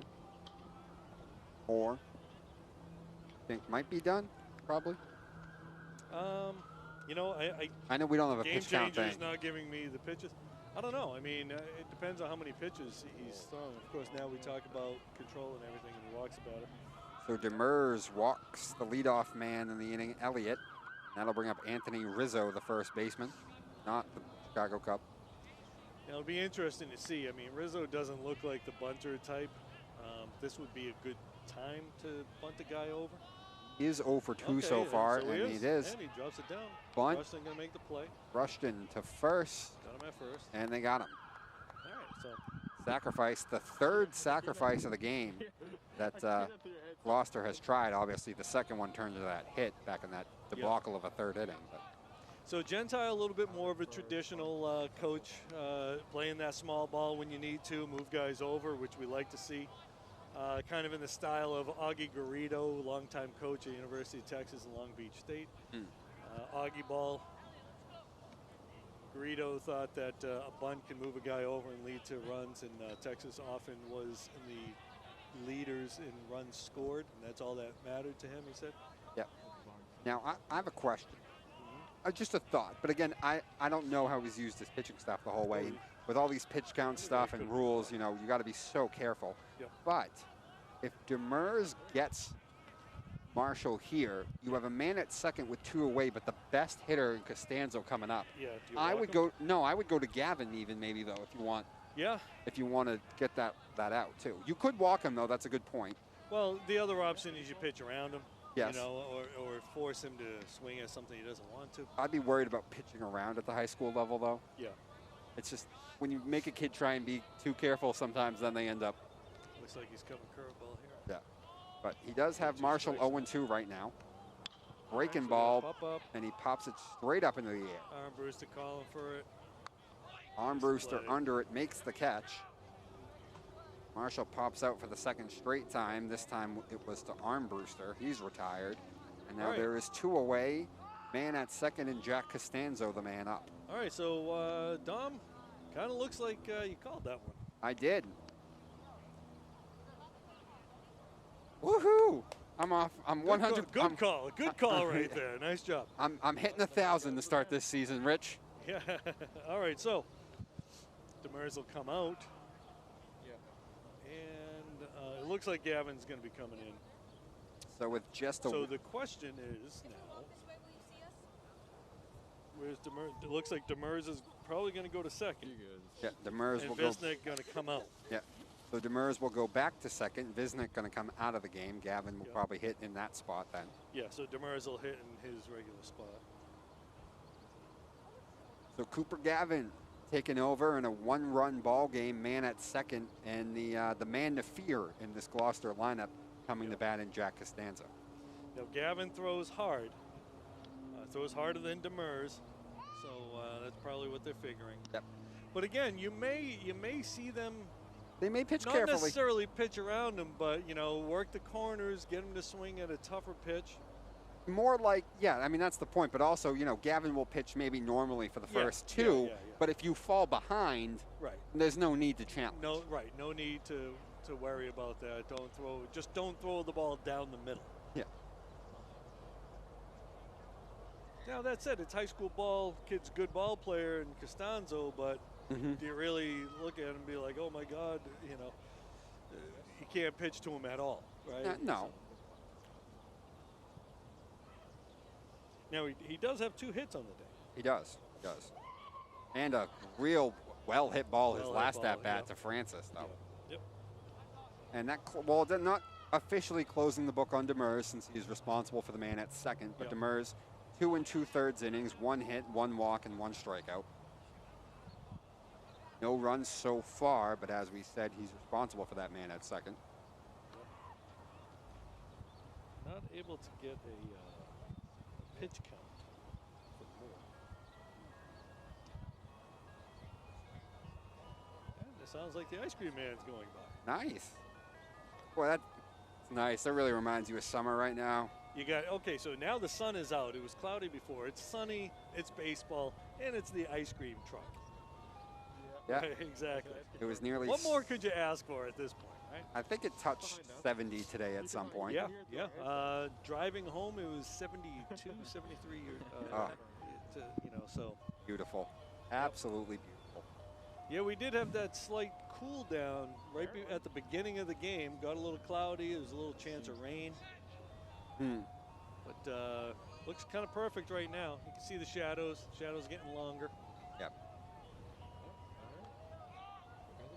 So here he is, the leadoff man in this order, the shortstop Jack Costanzo.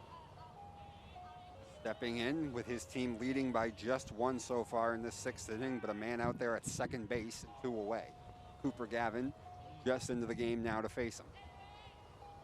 Gavin winds and deals and pours in strike 1. Okay, again, it looked like an outside strike there. That's been pretty consistent all day, though. You know, but I mean, that's one of those pitches. If you're Costanzo, if it's not your pitch, don't bother swinging it. No. It's only the first pitch. Whoop. And Curveball didn't break as much as it needed. no, Back him off the plate a little bit. Cooper snapping off a curveball that time, but sends Jack flying out of the box. 1-1 the count. And a fastball just misses outside, 2-1. And now here's where we get into this, what we were just talking about. You have fallen behind Jack now, but you've got a base open. Yeah.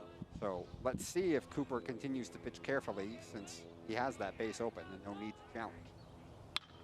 It looks like Cooper just decides to go with that fastball again. The infield, Demers making the play. Yeah, fly ball, and it was Demers, you said, right? Yep. Who made the play? Yep. It was F4. F4. So Gavin comes in and retires Costanzo as the fishermen strand the man at second.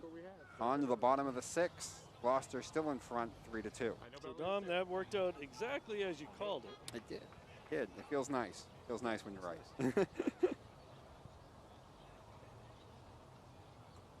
As I said, that closes the book on Demers, who did a very nice job out of the pen. 2 and 2/3 innings, 1 hit, no runs, 1 walk, 1 strikeout. So at this point, Josh just hoping he can get a hold or whatever it is. Although a hold is when you have the lead. So yeah, nothing. Nothing but a pat on the back from Skip. Right. Yep. Couple innings pitched, no runs scored. Do your job. Yep, right? Exactly. If I'm not mistaken, that is Moore who's back out there for his 6th inning of work. He is back out there. Yep.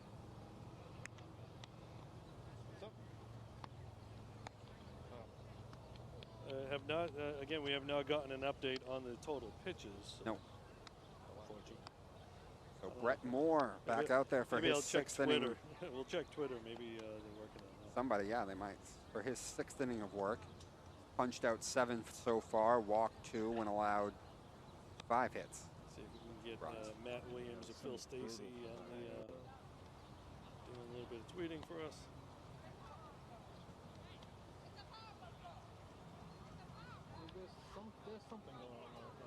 Here in this inning, he will face the 4, 5, and 6 men, Rushton, Bellew, and Frost.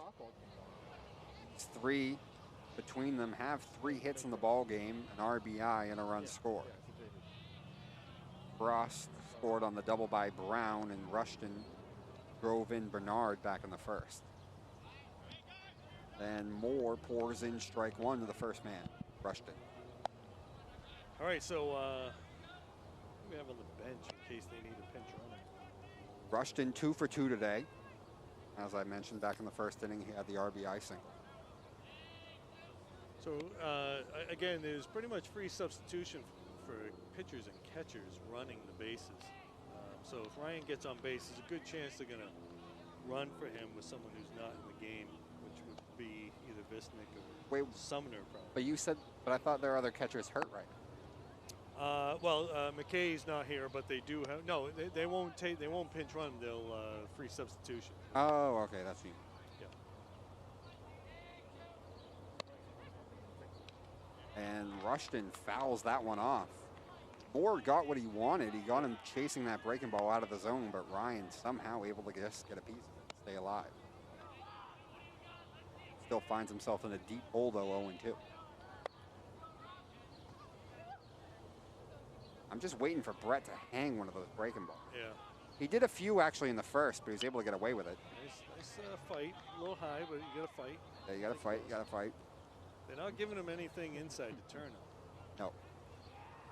Now, the thing is, Ryan is probably at his best when he's hitting the ball the other way. Hmm.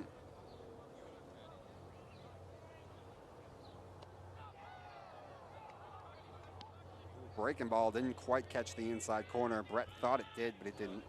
By the way, as a rule, though, usually to left-handed batters, especially if you're someone who works down in the zone, you want to stay away. There's something about the left-handed swing that can really turn on that ball down and in. Yeah. And Ryan will turn on that ball if it is down and in, but he's at his best when he's hitting the ball to left field. Oh, yeah, I'm sure. I mean, most hitters are in general. That is something really that is something when you work to a left-hander you always have to be aware of. If you're trying to go down and in, you better make sure you get it down, down, down, because it's such an easy pitch for most left-handers to turn on. And when I say he's at his best when he's hitting the ball to left, that means he's keeping that front shoulder in, Yeah. and he's staying with the pitch. He's not pulling his head out. He's grabbing baseball. Yeah, umpire going over to get a couple extra baseballs. No, yeah, that's a good point. And it actually, and again, talking about the left-handed swing, that does seem like something that is definitely a problem that left-handers deal with more than right-handers. Is opening up on that front shoulder when they swing. Yeah, that's a nice eye right there. That is a nice eye by Rustin to lay off. As Ryan was 0-2 and he's continued to battle.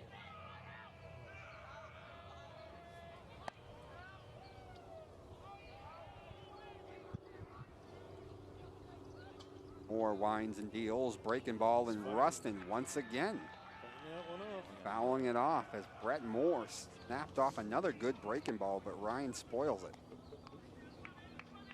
At the very least, this is going to be a long at bat. Yes. You got the pitcher throwing, it's later in the game. You got him throwing a lot of pitches. So at least something, regardless of what he does, if you're working the pitcher right now. Brett on a breaking ball. Rustin, a pretty good charge in that, but it's out in the center field, and the man is there to make the play. Center fielder. He finishes with the out there, but that's not a bad at bat. Nope. Working the pitcher, making him throw a few extra pitches. Yeah, that was Cornetta, the man out there in center field, who brought that one in. And Rustin is retired, and now that's Bellew standing in. Casey Bellew, Bellew. right fielder. His brother Owen's working the cameras for us today. Nice. Good eye. And Casey laying off that pitch from Brett. Yep.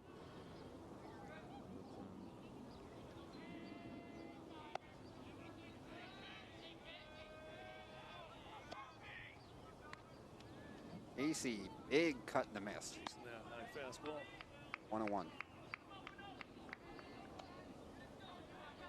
And Moore, after those troubles in the first with that ball up, has really settled in and has continued to, for the most part, keep the ball down, especially the breaking ball.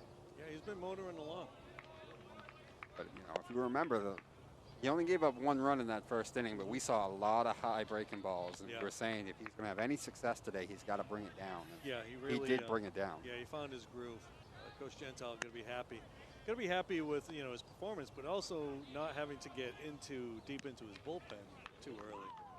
And Casey, a big cut again and a miss, and it's 2-2. Like an off-speed pitch. Was. A little high for an off-speed pitch. It was, but 2-1. I think Casey was looking for that fastball in a nice spot. Yep. And swung a little early on that off-speed. So now 2-2. Trying to get it down on the breaking ball, and it missed. Okay, so you get 2 batters in this inning really working the pitcher. I think Brett's working that count a little bit. Brett looks upset about something. Yeah, I think he thought that was a strike.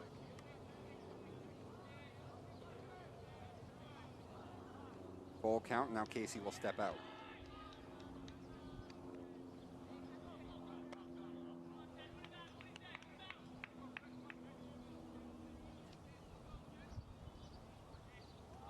Okay, so we got a full count here.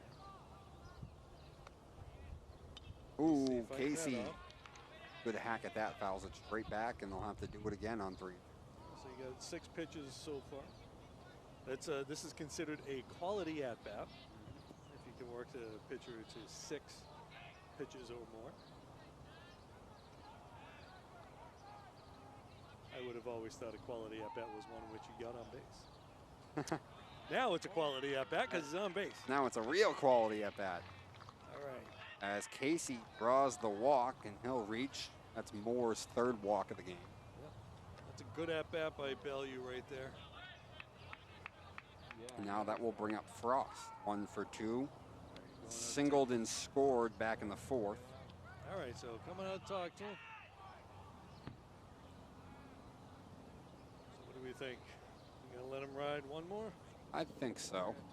Got a lefty on lefty matchup, so Yeah. you might want to continue with that. This doesn't seem like the time. Well, although, he's throwing a decent amount of pitches, looks like he might be getting a little tired. Yeah, a little bit. I'm not seeing too much that's showing me that I'm too worried about him being tired, though. Yeah. He's still snapping off some good breaking balls. It's not like he's suddenly leaving the ball up in the zone or dragging the arm behind. Yeah, it's I just think third time around, Yep. they've had a better look at them and they're putting together some better at-bats. Rustin did a real good job of spoiling some real nice breaking balls. Yeah. Some balls that looked like he was going to get an out. Yeah. Coming with the change up here, it looks like. It's in for strike one. We said the lefty on lefty matchup. Frost up, 1 for 2. Singleton scored back in that 4th inning. Probably going to throw over. Yeah. Try to get Casey leaning a little bit. Yep. Dives back to first, but he's in there pretty easy. Keep him honest. Yep. Absolutely. Panthers 1 steal and also 2 caught steals. One of them was Demers, though, just getting picked off. Yeah. Yeah, that move right there, that was not And a- Casey's off and running. I'm not getting He's a in full there. view. He He's in is there. in safely. Yep, nice. Value with the steal. Casey Bellew, the steal, the second steal of the day for the Panthers. Did we see, was that a ball or a strike? Nope. I don't know. Well, we'll find out when the umpire gives us. Well, so now the tying run in scoring position with 1 away. We got Frost and Joe Brown on deck. That's that aggressive ball we're talking about. And a And he breaking goes ball down got him swinging. swinging. 8th punch out for Moore.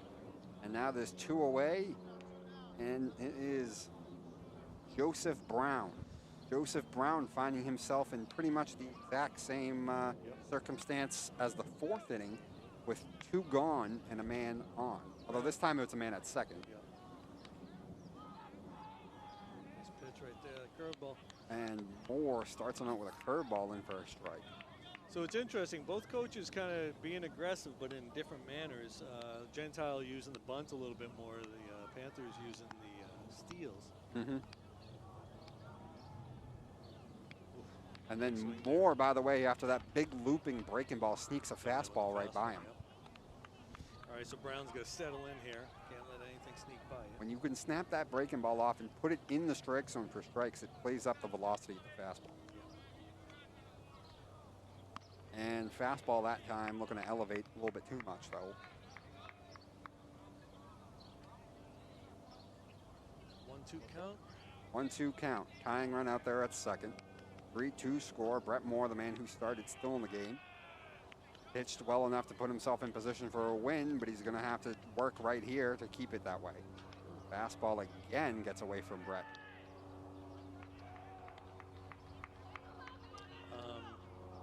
I don't know if there's anybody warming up right now. I would think there has to be.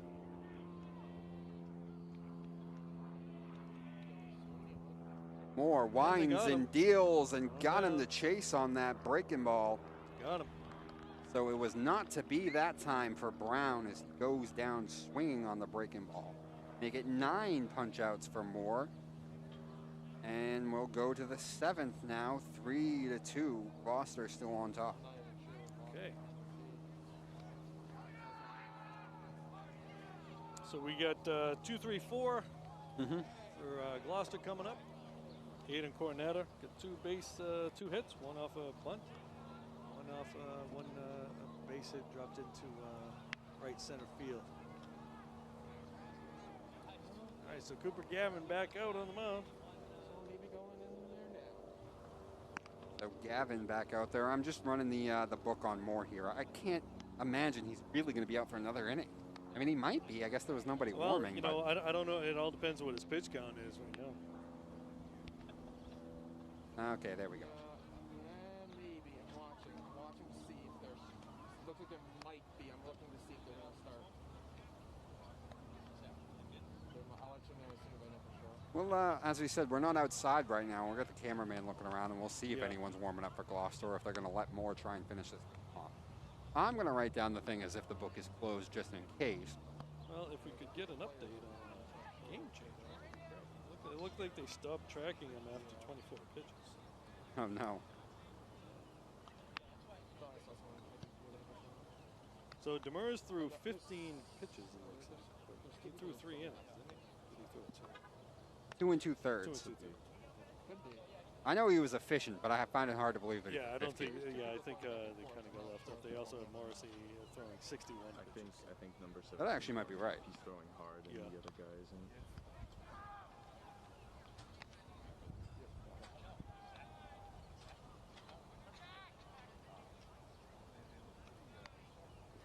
So Cooper Gavin back on after he got Costanzo. All right, so we do I'm in. have someone warming up now. Yeah. We got Tommy Elliott, who again, he said Elliott has pitched every one of their games. So Yep, there he is, number that 17. workhorse. Thomas Elliott warming up now to try, looking to close this game out for Gloucester in the bottom half of the inning. Gavin, who came on to get Costanzo last inning, has stayed in the game.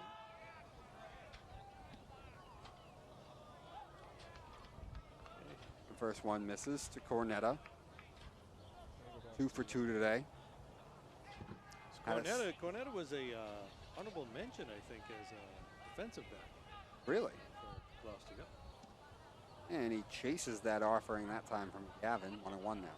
He did have an interception against Beverly, I think. When they played. Yes, he did. I remember that. He's only a junior. Oh, that's a nice breaking ball, but it actually might have been a little bit too nice as it kind of froze Aiden. Yeah.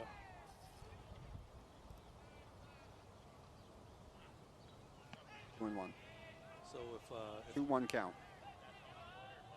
And Gavin missed that time. It's 3-1. so if Gavin can get through this one pretty quickly, he'll be leading off next inning. Okay.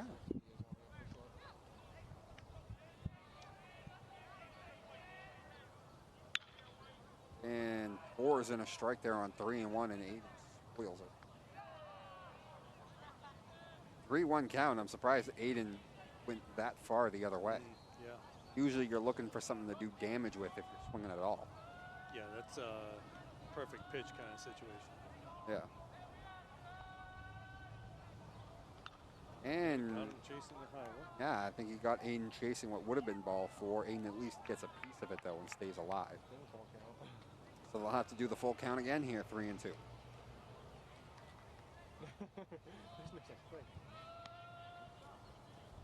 Oh, hit him. And a breaking ball, it looked like. Snaps in and hits that him. one got away. Okay, so you got Zach Abbott coming up. I highly doubt he's going to be bunting the ball, but you never know. They might try to steal. No. I know it's a number 2 guy, but man, 3, 4, and 5 afterwards, and you throw as hard as Gavin. I just can't believe he threw him a 3-2 breaking ball. Yeah. Yeah. Oh, okay. Oh so man, he's they gonna- are. Abbott winding Yeah, up he's and then pulling pulls it back. throwing- Aiden is and off they the got throw. him. They got him. They got him. Oh. Whoa. Okay. Okay, maybe not. Looked like they got him. Rushton can't believe it. The throw certainly beat him by quite a bit. Yeah, I think the throw might have been a little in front of the bag, so Cornetta was able to get down on it. Tag there, I guess. So Cornetta with the steal. That was a ball or a strike? Don't know. All right, so you get your number 3 hitter, man on second. So the walk to Cornetta, and right away makes him pay and steal second. So now Gavin going to have to do some work now to just keep the deficit at 1 as he faces the 3, 4, and 5 men. Okay, so Abbott still squares around again to bunt and looks at a strike. Oh, looks like they might be playing for the run. Yes. It's not a bad idea, but No. odd with your number 3 hitter sometimes. But I don't disagree with it. Could just be messing with the pitcher, force him to make a bad throw. Okay, he's not doing it there. Nope, not that time. And All a right, breaking well, ball. that's- Gavin, Going no. over. Did they get him? Oh, Threw and it away. Gavin He threw it throws away. it away. like they were All right, so we got So Cornetta score that a sacrifice and an 1. actually, it's not a sacrifice because he was swinging. Oh yeah, I'm sorry. What am I So doing? it'll be a He didn't fielder's bunt. choice E1. Yeah, fielder's choice even.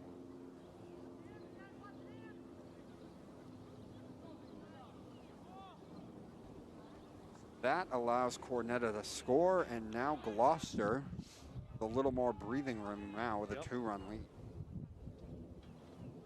So we had said, the game had been pretty clean defensively. Yep. finish the game that way. Yeah, E1 pitcher.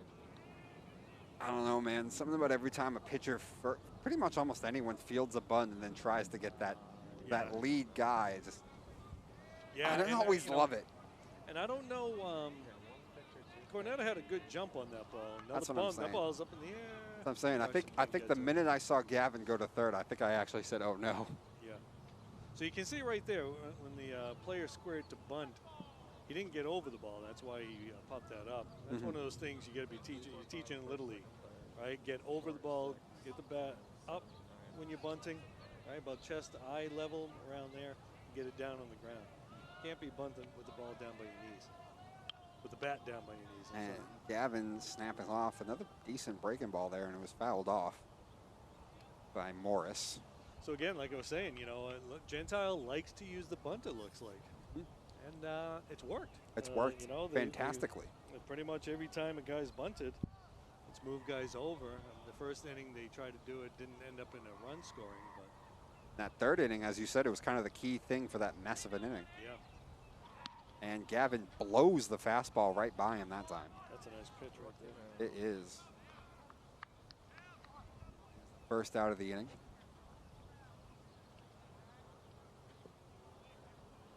All right, so we got Zach Oliver, the runner on first. Gavin could really use a double play right here to get out of this thing. Good. Oliver 0 for 3 so far with 1 strikeout. Nice breaking ball right there, buckling a little bit. Yeah, Cooper starts him with a breaking ball.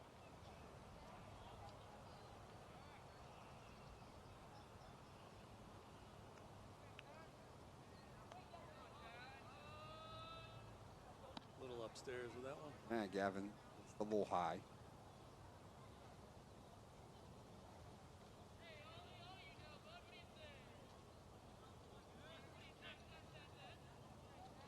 I'd like to see Cooper use a little bit more of his lower body when he's pitching. He uses a lot of arm on there. They're stealing on him. Heel. Got it. And that time, not much controversy. Yeah, you don't expect Zach Abbott to be stealing a lot of bases, but he does right there. That was just getting a good jump. It was. That's seeing an opportunity and just taking it. Yeah, I was about to say, I don't know how much Gavin was checking on him. Yeah. Well, probably because he wasn't thinking he was going to go. But No. Now Abbott takes second. And in scoring position, Gloucester already has 1 run across here in the 7th inning. Oh, he's Abbott going there again. too. Oh, look at Abbott playing smart baseball right there. That's just smart baseball by Zach Abbott. It is, and Abbott is catching the Panthers napping a little bit. His second steal. Yeah, so Abbott. Cooper's not looking. Abbott's played a lot of baseball in his day, so he kind of understands the game pretty well. I know. Now they'll bring the infield in. Squeeze, ball up. And Cooper gonna Ball make up in the play. air. Gavin has it.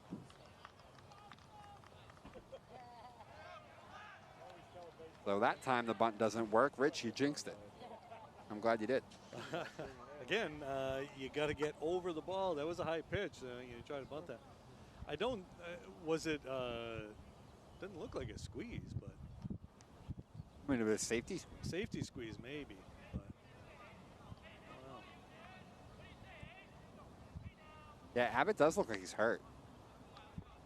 I don't know if he's hurt. He just might be tired. He's not used to running the bases like that. Maybe. That'll bring up Zach Oliver right now. 0 for 3. That was Oliver. This is Oh, Hafey. no, I'm This sorry, is yeah. Hafey. Yeah, you're right. That's Hafey. Hafey, not Hafey. On a hot day, you might get that, but You're right. Morris struck out. Oliver was the last one. Yep. So that brings up Hafey, who's 0 for 2 and also a hit by a pitch and an RBI. just go after the batter. Don't even worry about the guy on third. He's not stealing home, so just get this batter out. You know what's funny? I actually That was just ball- saw that. ball downstairs. I saw that in a major league game, I think 2 days ago. What's that? Stealing home? No, not stealing home, but a guy who was just doing a ton of bouncing around over at third. Yes, and he got a balk. He did. He got a balk. I did see that too. And he gets him on the high strike. And Gavin punches out Hafey that time to end the inning. All right, so he hit a batter. Yep. It goes as an unearned run. Yes, it does. even if it was the pitcher who made the error, it's still an unearned run because he became a fielder at that point. Yep. So Brett Moore is coming in to try and finish off the complete game. Right now he's at 6 innings, 5 hits, 2 runs, 3 walks, and 9 punch-outs. All right, so let's see. Gavin's probably going to be batting here. Okay, yep.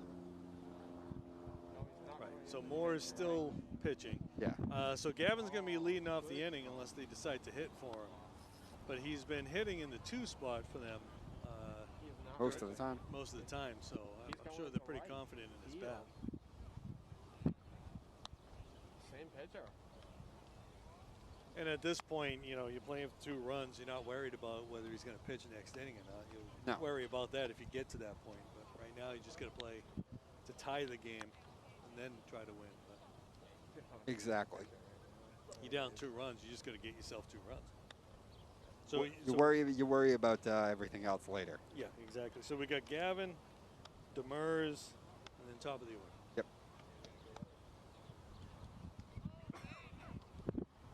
So Gavin hitting the 3rd man to hit out of this same spot in the order. First it was Sumner, then Visnick, and now Gavin. Yep. So Brett Moore trying to finish the complete game, pitched very well, although it seems like they might have got a better look at him, at least has some of things down last inning as they were able to work some counts and not chase, or at least foul off some breaking balls a little bit better. But at the end of the day, Moore still was able to work that inning without giving up a run. Now, I wouldn't be surprised if you see Beverly do a little bit of bunting here, bunting for hits, not sacrificing. Yeah. You know, if your third baseman's playing back, you might see someone try to drop one down the line. I don't think you're going to see Cooper do that, but you definitely might see Demers. And Bernard will do that too. Bernard had a bunt single against Peabody the other day, just dropping it down because they weren't ready for it. So Cooper Gavin stands in, Moore winds and deals, and Gavin a big cut and a miss. All right, so Cooper's not worried about taking a swing. Nope. No, he is not. No, I feel like he actually got Might it. as well. He feel like he got a decent one to hit too, actually. Moore winds again, but he just skips that one straight into the dirt.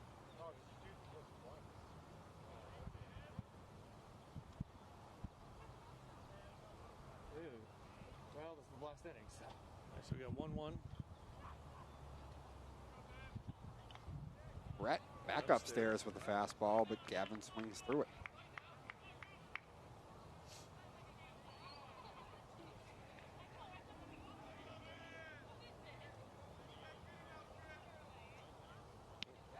And got him swinging, making it even 10 punch-outs for Brett Moore, and he retires the first man he faces here in this 7th inning. His bid to get the complete game. That spot in the Panther batting order 0 for 3 with 3 punch-outs. Yep. Now Demers stepping in, 1 for 2 today with a single, a strikeout. Yeah, Moore's dealing today. Is. Josh with pop fly. And Josh pops it straight into the air. Costanzo over. Actually, I think that was. No, that's not. Cornetta. Yeah, it was Cornetta. That's 8. And now 2 are gone. So Brett Moore now just an out away On top of the order. from finishing off the complete game victory, and he will face the man who he started this game facing, Austin Bernard. Get strike 1 on the outside corner to Bernard. Bernard has had some decent swings today. He is 1 for 2, singled, lined out over to Costanzo, and then walked. Moore hasn't given up a hit since the 4th inning. Yep. He called it a strike. Looks like he called that a strike. He's looking to get out of here. Yeah, I think He's so. looking to close it up here. Now you come with that same pitch. Yeah, you do. Moore got Bernard swinging, and Brett Moore pitches an absolute gem. A complete game, 7 innings, 5 hits, 2 runs, 3 walks, and 11 punch-outs. And Gloucester takes this game over the Panthers 3-2. Yeah, so I'm saying, obviously, Brett Moore is your star of the game right there. He pitching a complete game, getting the job done for Gloucester right there. Really kind of kept Beverly off balance with a mix of pitches and everything like that. You know, sometimes teams struggle with lefties, and you get a few lefties on that team. Although the lefties for Beverly actually had a number of hits. Yeah. But Brett did a really nice job out there. Got some help from his defense when they did hit the ball. And so, you know, Beverly giving up a couple of unearned runs. That's really kind of the difference there, those unearned runs. Wait, unearned? There was the one in the 7th. Were any of them in the 3rd? The 3rd inning there was, well, that bunt that was misplayed. Oh, yes, you're right, you're right. If you call that a bunt. Yeah. Call that right. an error. I would. If I was scoring the book, I'd call it an error. Yeah. But, I just didn't, but yeah. you're right, it could be. But anyway, so Moore gets the win, the complete game, 7 innings, 5 hits, 11 punch-outs, 3 walks, 2 runs. Yep. Morrissey, the loss, 3 innings, 5 hits, 3 earned, 4 punch-outs, 2 hit by pitch. After that, Demers a decent job out of pen, 2 2/3, a hit, a walk, and a punch-out, and then Gavin, inning and a third, an unearned run, and 2 punch-outs. Yeah. So Gloucester's offense, well, Costanzo did what we figured. Aiden Cornetta getting on base a couple times. Yeah, Aiden scored twice, two of their 4 runs. Costanzo scoring as well with 2 hits. A couple of an RBI by Hafey on the hit by a pitch, and that debacle of a 3rd inning. Morrissey, who's a little bit control and some bad luck, 2 hit by pitches, but that really ended up being the being the game, and that big one by Cornetta, as you said, that sacrifice that ended up getting him on base. Whether a hit or an error, we don't know what the official scoring is. And Zach Abbott, while he didn't score in that last inning, showed that he's more than just a pitcher. He's a demon on the bases. Apparently, So, at least a smart one, yeah. Right.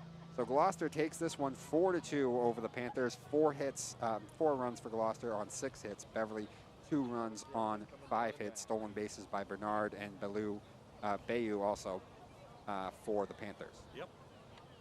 So anyway, we will be back on Monday, I believe, when the Panthers take on Marblehead.